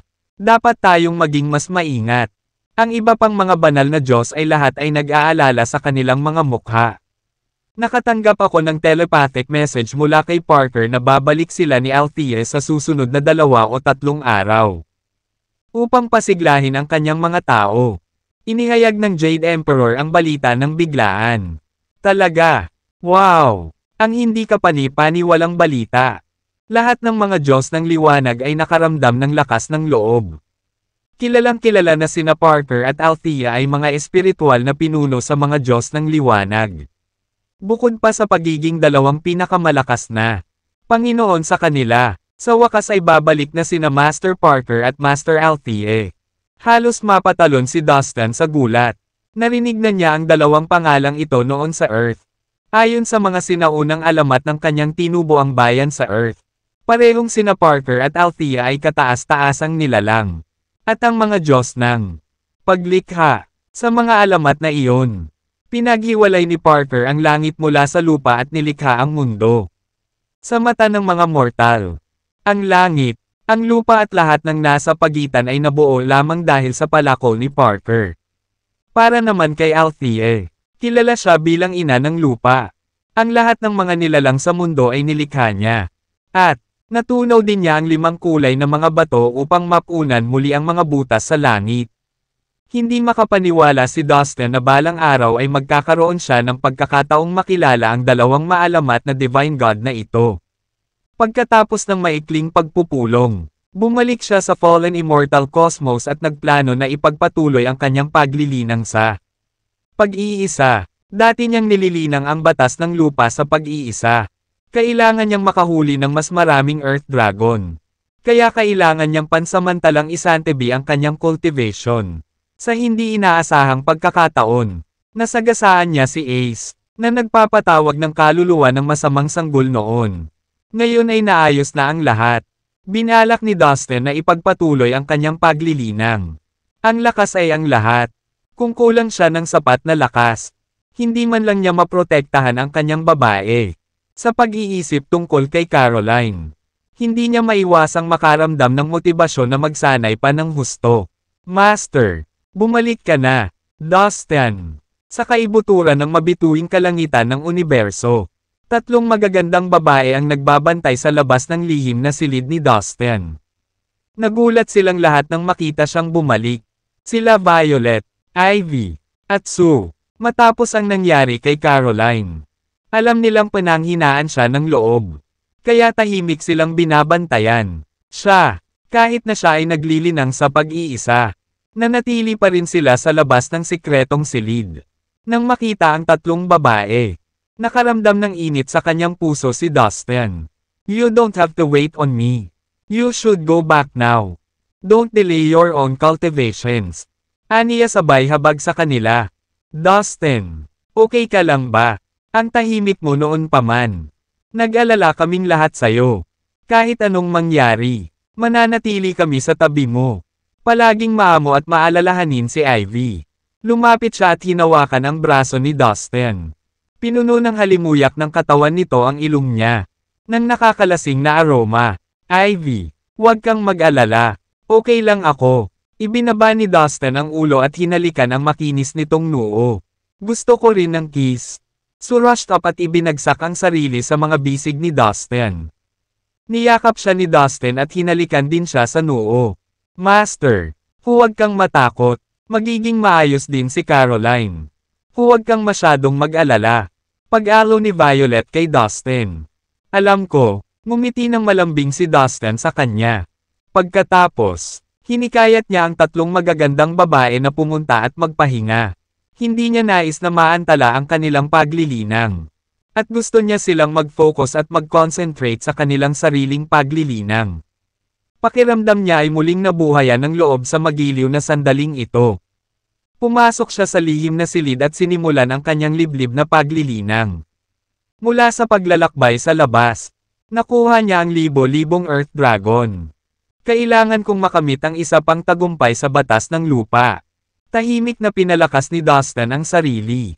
Sa kaloob-looban niya, nagkaroon siya ng nag-aalab na pagnanais na pagbutihin pa ang kanyang lakas. Sa lihim na silid, iwinagayway ni Dustin ang kanyang mangas na nagpapakita ng 10,000 Earth Dragon na sunod-sunod na lumilipad palabas. Umalangaw-ngaw ang silid sa mga ungol at yumanig na para bang bagong lindol. Ang mga dragon sa lupa ay naglabas ng nakasisilaw na makalupang dilaw na mga ilaw na nagpapaliwanag sa buong kalawakan. Ang mga rune ng batas ng lupa ay nagsimulang bumagsak at pinalibutan si Dustin na parang mga snowflake. Dahil maraming dragon sa lupa ang mabilis na lumipad sa paligid niya. Ang kaleidoscopic compass ay tumaas at lumutang sa itaas ng ulo ni Dustin, na nagbibigay ng maliwanag na dilaw na liwanag. Ang mga misteryosong rune ay lumitaw mula sa ibabaw ng compass sa mga galaw ng paglangoy tulad ng mga isda sa dagat. Umupo si Dustin na naka-cross legs. Gumawa siya ng mga kilos habang inilulubog niya ang kanyang sarili sa paglilinang ng batas ng lupa. Lumipas ang oras habang nagmumuni-muni siya. 1 araw, 2 araw, 3 araw. 3 araw na ang lumipas habang siya ay nanatiling tahimik. Sa kuta ng mga Diyos ng liwanag. Tinatalakay ng Jade Emperor, Queen Siobhan, Frost, Brain, Oswald, at iba pang nangungunang master ang kasalukuyang sitwasyon sa 3,000 malaki at maliliit na universo. Biglang umalangaw-ngaw ang fairy music sa hall. Ang mga nakapapawing pagod at makulay na ulap ay nagsimulang lumitaw nang wala sa oras. Habang ang mga eksena ng magandang tanda ay kumikislap sa buong kalawakan. Isang spatial teleportation channel ang lumabas mula sa itaas ng mga ito, na nag-iilaw ng nakakabulag na mga gintong ilaw. Sina Parker at Althea. Bumalik na sila, bulalas ng Jade Emperor at Reyna Siobhan. Ang iba pang mga banal na Diyos ay tumayo ng sabay-sabay dahil hindi nila mapigilan ang kanilang pananabik. Maya-maya, 2 nilalang ang lumabas sa channel na magkatabi. Ang isa ay isang lalaking malapad ang noo. Hindi alintana ang kanyang gusot na buhok. Naglabas siya ng hangin ng kamahalan at lakas. Ang hangin, ulan, kidlat, nyebe, at hamog na nagyelo ay lumitaw lahat sa paligid niya. Ang batas ng kaguluhan ay lumitaw mula sa kanyang kinatatayuan. Gumagalaw upang lumikha ng iba't ibang anyo ng kalikasan. Bukod dito, maging ang kanyang mga yapik ay tila nagpapakita ng ilang batas ng kalikasan. Nagpakita siya na parang siya ang Panginoon ng mundo. Ang isa ay isang kaakit-akit na batang babae na may isang pares ng matingkad na mga mata na lumakad ng mabilis. Karamihan sa mga babae ay natatabunan niya. Ang kanyang katawan ay naamoy ng isang mahinang amoy at ang liwanag na lumiwanag sa kanyang paligid ay nasira ng isang hindi nakikita, misteryosong puwersa. Siya ay tulad ng isang nagniningning na bituin na nagpahirap sa mga tao na alisin ang kanilang mga mata sa kanya. Isang malaking grupo ng mga makapangyarihang banal na Diyos ang sumunod sa dalawa. Ito ay pinaghalong premium grade, medium grade, at preliminary grade divine gods. Bilang karagdagan sa kanila ay isang kawen ng mga magsasaka na magiging isang banal na Diyos. Ang kanilang cultivation base ay mula sa Genuine Immortal Realm hanggang sa Divine Realm. Sunod-sunod silang lumabas sa Spatial Teleportation Channel. Bilyon-bilyon na ang lumabas sa channel. Ang pangunahing puwersa ng mga Diyos ng liwanag ay bumalik na ngayon. Parker, Althea, andyan ka na pala. Ang Jade Emperor, Queen Siobhan, Frost, at iba pang mga nangungunang master ay nagmamadaling batiin silang dalawa. Haha! Pauwi na rin ang 2 bastos na sina Hackett at Elliot. Siyempre, babalik ako at makikipagkita sa kanila, sabi ni Parker at tumawa. Sa araw na iyon, masigla ang kuta ng mga Diyos ng liwanag. Halos kasabay nito, sa kuta ng mga Diyos ng kadiliman. Biglang lumitaw ang isang teleportation channel sa kalawakan. Nagbuga ito ng umiikot na itim na fog. Ang mga mabangis na mukhang nilalang mula sa iba't ibang lahi ay lumabas sa channel sa isang solong file. Naglabas sila ng makapal na itim na fog na nagkakalat upang mababad ang buong lugar. Ang mga tao sa kuta ng mga Diyos ng kadiliman ay natuwa sa gayong paningin. It's Elliot, he is back. 81 matatangkad na walang pang-itaas na lalaki ang dumagsa patungo sa channel na nakayapak. Pagbati, Panginoon Hakat, Panginoon Elliot, sabay-sabay na sigaw ng mga Diyos ng kadiliman habang nakaluhod sila sa harap ng channel. Ang unang lumabas ay isang nilalang na nakabalot ng itim na balabal. Tanging isang pares ng puting mata ang napakita. Napuno ng masamang tingin ang kanyang tingin. Tanging ang kakaiba niyang mga mata lang ang nakikita ng mga tao. Hindi nila alam kung ano ang hitsura niya. Nakakatakot ang itsura ng naglalakad sa tabi ng nilalang na ito. Siya ay may mukha ng toro at isang pares ng malalaking pakpak sa kanyang likod.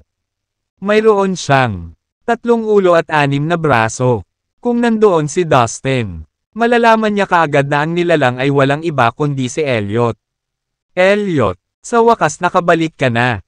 Ang 81 tapat na tagasunod ni Elliot ay sumugod at pinalibutan si Elliot.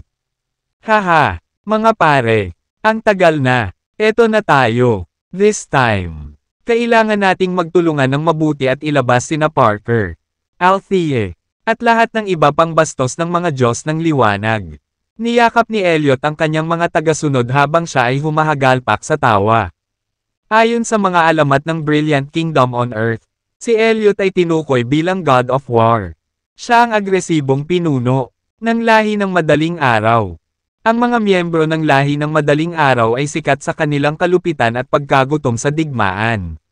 Noong araw na iyon, nakita ang mga kakaibang pangitain sa lahat ng dako sa 3,000 malaki at maliliit na universo. Ang kidlat ay kumikidlat at walang tigil ang pagkulog, na nagpapahirap sa pagkakaiba ng araw at gabi. Umihip ang malakas na hangin habang umuulan ng mga pusa at aso. Biglang tumawid sa kalangitan ang kulay dugong kidlat. Ang lahat ng mga nilalang sa San Sinukob ay natakot at nabalisa. Nanginginig sila sa takot, na para bang ang katapusan ng mundo ay mabilis na nalalapit. Kasabay nito, naganap din ang abnormal phenomena sa fallen immortal cosmos. Umulan ng malakas, tumama ang kidlat at kumulog habang nagkukumpulan ang malalaking madilim na ulap. Si Kevin pagkatapos ay pumailang lang patungo sa langit. Matapos niyang mapagmasdan ang mga abnormal na pangitain, napalitan ng pag-aalala ang kanyang mukha. That is an indication of an omen of danger. Sana malampasan natin kung ano man ang dumating sa atin. Bulong niya sa sarili. Sa kailaliman ng langit sa fallen immortal cosmos, nililinang pa rin ni Dustin ang batas ng lupa sa lihim na silid. At wala siyang ideya kung ano ang nangyayari sa labas. Isang maliit na kontinente ang nakalawit sa kanyang harapan. Ang kaleidoscopic compass ay lumutang pa rin sa itaas ng Dustin na gumagawa ng hindi mabilang na dilaw na sinag. 10,000 mga dragon sa lupa ang nakapalibot sa kanya. Habang ang batas ng lupa ay patuloy na dumarami sa kawalan. Out of the blue, binibigkas ni Dustin ang isang chant habang nakaturo sa maliit na kontinente. Boom! Boom! Boom! Nagsimulang yumanig ng malakas ang buong silid. Maraming mga dragon sa lupa. Ang batas ng lupa, at ang mga dilaw na ilaw ng kamatayan ay nagkatapulted pasulong. Nasama-sama sa maliit na kontinente. Ang kontinente ay nagsimulang lumawak ng mabilis. Lumaki ang lawak nito sa daan-daang libong milya kwadrado. Lumaki sa mabilis na bilis. Makalipas ang ilang araw, tumigil sa paglawak ang kontinente sa harap ng Dustin. Nabigla si Dustin sa laki nito nang imulat niya ang kanyang mga mata. Sinasaklaw nito ang isang lugar na higit sa 80 milyong square miles. Bulalas niya habang nanlalaki ang mata. Gumawa siya ng napakalaking kontinente gamit ang batas ng daigdig. Kung mas malaki ang kontinente, mas malakas ang kanyang kapangyarihan sa batas sa lupa. Noong nabubuhay pa siya sa Earth, nalaman niya mula sa klase ng heograpiya na ang lawak nito ay humigit kumulang 197 milyong square miles. Nangangahulugan ito na ang kontinenteng nilikha niya ay halos kalahati ng laki ng Earth. Siyempre, alam din niya na mayroong napakaraming mga arrays at mga paghihigpit sa paligid ng Earth. Kabilang ang mga makikinang na nauugnay sa kalawakan. Dahil sa mga arrays na iyon, mukhang mas maliit ang Earth kaysa noon. Sa katunayan, ang daigdig ay sumasakop ng higit sa 197 milyong milya kwadrado. Tuwang-tuwa ang damaloy sa puso ni Dustin habang pinagmamasdan ang kanyang gawa. Na siyang kontinente sa harapan niya. Sa wakas nakagawa na ako ng totoong kontinente. Tagumpay na deklara ni Dustin. Ang kanyang mukha at boses ay nagniningning sa pagmamalaki. Ang kontinente sa harap niya, na may lawak na humigit kumulang 80 milya kwadrado, ay naglalaman ng libo-libong mga dragon sa lupa. Sa makatuwid, ang kontinente ay lubhang mayaman sa espiritual na enerhiya. Sa kanyang nakikita, ang buong kontinente ay nababalot ng ulap at ambon. Kasama ng masaganang espiritual na enerhiya nito. Ang buong lugar ay mukhang misteryoso. Ang teritoryong ito, na may lawak na halos 80 milya kwadrado, ay talagang nakanlong sa libo-libong mga dragon sa lupa. Walang ibang mga kontinente na tulad nito sa buong 3,000 malaki at maliliit na universo. Sa sandaling iyon, ang mga dragon sa lupa ay mabagal na gumagalaw sa ilalim ng lupain ng kontinente. Dahil dito, umaalon ang lupa, at unti-unting nahuhubog ang iba't ibang uri ng topography. Ilang saglit pa, gumalaw si Dustin at dumaong sa kontinente. Nakita niya ang malalawak na kapatagan, matataas na bundok, tiwangwang na disyerto, at marami pang uri ng natural na pisikal na porma sayon. Mayroong kahit ilang malalawak na karagatan na dahan-daang nagsimulang mabuo. Ang mayamang espiritual na enerhiya ay lumikha din ng maraming maliliit na ilog sa mga bundok at malalalim na batis. Na pagkatapos ay dumaloy sa dagat. Sa puntong iyon, nagsimulang lumitaw ang makakapal na kagubatan. Sa katunayan, ang buong kontinente ay puno ng sigla.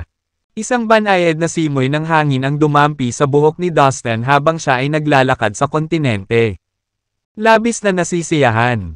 Ito ang mundong aking nilikha. Ang aking kalooban ay may ganap na kontrol dito. At ito ay ganap na pag-aari ko. Bulong ni Dustin sa sarili. Kung ganoon, maaari akong lumikha ng maraming lupain ng kamatayan sa kontinenteng ito sa isang iglap kung kailan ko gusto. Ang kontinenteng ito ang aking magiging makapangyarihang sandata para labanan ang aking mga kaaway sa hinaharap. Nakangiting sabi ni Dustin. Ligtas na sabihin na malaki ang natamo ni Dustin sa paglilinang na ito. Iyon ay dahil sa napakahusay niyang pagsulong sa batas ng Earth. Higit pa rito, medyo mabilis ding lumawak ang sukat ng kontinenteng ito. Bukod dito, naramdaman ni Dustin na malaki ang pagbuti ng kanyang antas ng Earth exploring technique kumpara sa dati. Sa katunayan, ang Parker's Truth of Nature ay isang pambihirang sinaunang libro. Ipinapaliwanag nito ang lahat ng uri ng batas sa mundo. Dapat ko munang ipagpatuloy ang pag-aaral ng batas ng lupa. Kapag lubusan ko na itong natutunan, ipagpapatuloy ko ang pag-aaral ng iba pang pangunahing batas.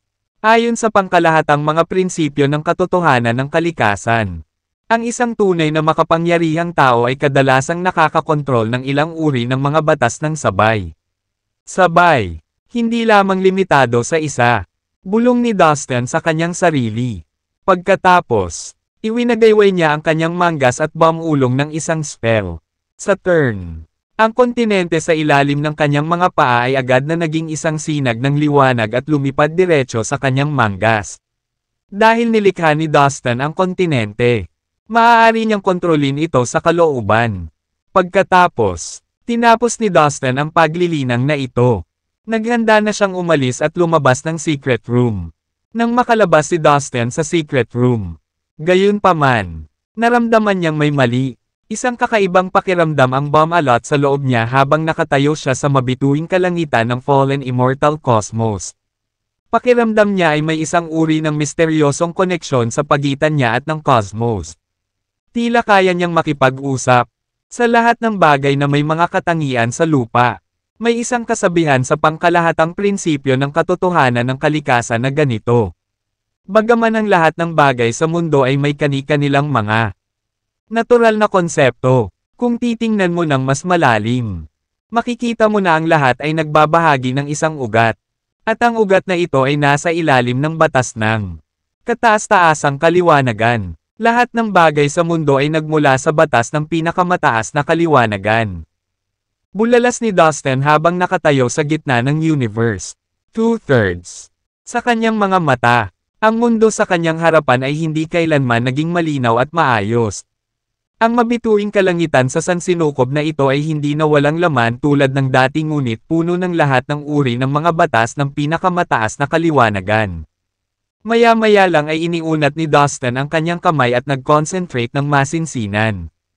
Pagkatapos, maraming dilaw na ron ang lumitaw sa kalawakan at malumanay na lumutang tulad ng mga dilaw na snowflake.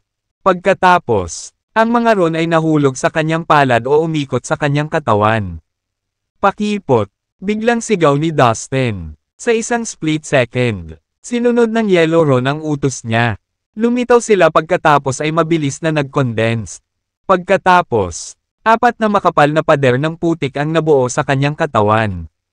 Tulad ng mga kalasag, ang mga pader ay nakatayo sa lahat ng direksyon upang protektahan siya. Mukhang pagkatapos kong maging bihasa sa batas ng daigdig, makukuha ko ang lahat ng uri ng makapangyarihang kakayahan na may kaugnayan dito. Bulalas niya. Sa totoo lang, medyo nagulat siya. Ikinumpas niya ang kanyang kamay at kinuha ang kaleidoscopic compass. Pagkatapos ay isinapin ito sa itaas ng kanyang ulo. Ang kaleidoscopic compass ay tutulong sa kanya na palakasin ang kapangyarihan ng batas ng lupa upang gawin itong mas malakas. Pakipot, sigaw ulit ni Dustin. Boom! Boom! Boom! Sa pagkakataong ito, nagsimulang manginig ang mabituing kalangitan sa loob ng halos 1 bilyong milyang radius. Sunod-sunod na lumitaw ang mga dilaw na ron at sumayaw sa paligid na parang mga snowflake sa buong hangin. Boom! Susunod, ang makapal na putik ay patuloy na umusbong. Sa gitna ng mabituing langit ay si Dustin, na tumingin sa paligid. Ang mga hilera ng makapal at matataas na pader ng putik ay nakatayo ng makapal mula sa loob hanggang sa labas. Sa lalong madaling panahon, nagkaroon ng daan-daang libo, milyon-milyon, at 10-10 milyong mga pader. Bagamat malalaki ang bilang ng mga pader, maayos naman ang pagkakaayos nito. Si Dustin ang gumawa sa kanila. Sa tulong ng batas na kapangyarihan ng lupa sa mabituing kalangitan ng universo. Haha, hindi ko inasahan na makakagawa ako ng omnipotent skill ng Earthlaw nang hindi sinasadya. Hindi napigilan ni Dustin na matawa habang nakatingin sa makapal na putik na pader na nakatayo kung saan-saan.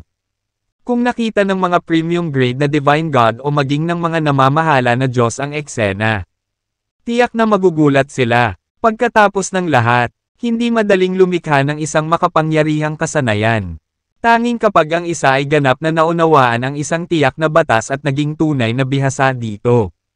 Maaari silang lumikha ng isang makapangyarihang kasanayan. Sa pangkalahatan, ang isang namumulong Diyos lamang ang maaaring lumikha ng kanyang sariling makapangyarihang kasanayan. Ngunit si Dustin, na isang preliminary grade na banal na Diyos, ay lumikha ng isang makapangyarihang kasanayan sa kanyang sarili. Ito ay talagang kahanga-hanga. Siguro magagamit ko ang kasanayang ito para iligtas ang aking buhay sa mga kagyat na sitwasyon. Nakangiting sabi ni Dustin. Ang makapal na putik na pader ay naglalaman ng makapangyarihang kapangyarihan ng batas ng lupa, na naging dahilan upang matigas ang mga ito. Kaya, naniniwala si Dustin na magiging kapaki-pakinabang ang mga ito para sa pagtatanggol sa sarili. Dustin, anong nangyayari? Naputol ang boses ni Master Kevin. Bigla siyang sumulpot sa di kalayuan saka nagulat sa putik na pader sa buong mabituing langit. Kaya kinailangan niyang magtanong. Siya ay masyadong mahina upang maunawaan ang gayong makapangyarihang kasanayan. Wala po, Master Kevin. Nagpa-practice lang po ako. Sagot ni Dustin habang winawagayway ang kanyang kamay at iniligpit ang kaleidoscopic compass. Nagkaroon ng mahinang dagandong, at ang lahat ng putik na pader sa mabituing kalangitan ay nagkawatak-watek ng sabay-sabay. Pagkatapos ay naging dilaw na ron at nawala. Nang makita ang nangyari, gulat na bulalas ni Kevin sa loob kahit alam niyang umabot na sa antas na hindi niya maisip ang lakas ni Dustin. Gayunpaman, ang kanyang sorpresa ay panandalian. Dustin, I have something important to say. Things in the 3,000 big and small universes have got answer and tensor. Aniya habang naglalakad patungo kay Dustin. Pagkatapos, Nagsalaysay din siya ng ilang balita tungkol sa mga abnormal na phenomena na naganap kamakailan sa 3,000 malaki at maliliit na universo. Well, I see. Parang lalong naging magulo ang sitwasyon. Pero don't worry, Master Kevin. Mareresolba din ang lahat sooner or later. Panatag ni Dustin. Gayunpaman, isang buntong hininga ang kumawala sa kanyang mga labi. Pagkatapos ng kanilang talakayan, bumalik si Dustin sa punong tanggapan ng Flame Holy Land sa Immortal Endworld. Pagdating niya, ang punong tanggapan ng Flame Holy Land ay nagliliyab sa mga ilaw na parang may pista. Doon, ilang araw si Dustin kasama sina Ivy at Sue. Mula nang maalis si Caroline sa kanya. Nagsisisi si Dustin na hindi siya nakasama ng mas matagal kapag nagkaroon siya ng pagkakataon. Sa makatuwid, binalak ni Dustin na bumawi para dito at pahalagahan ang mga pinakamalapit na tao sa paligid niya mula ngayon.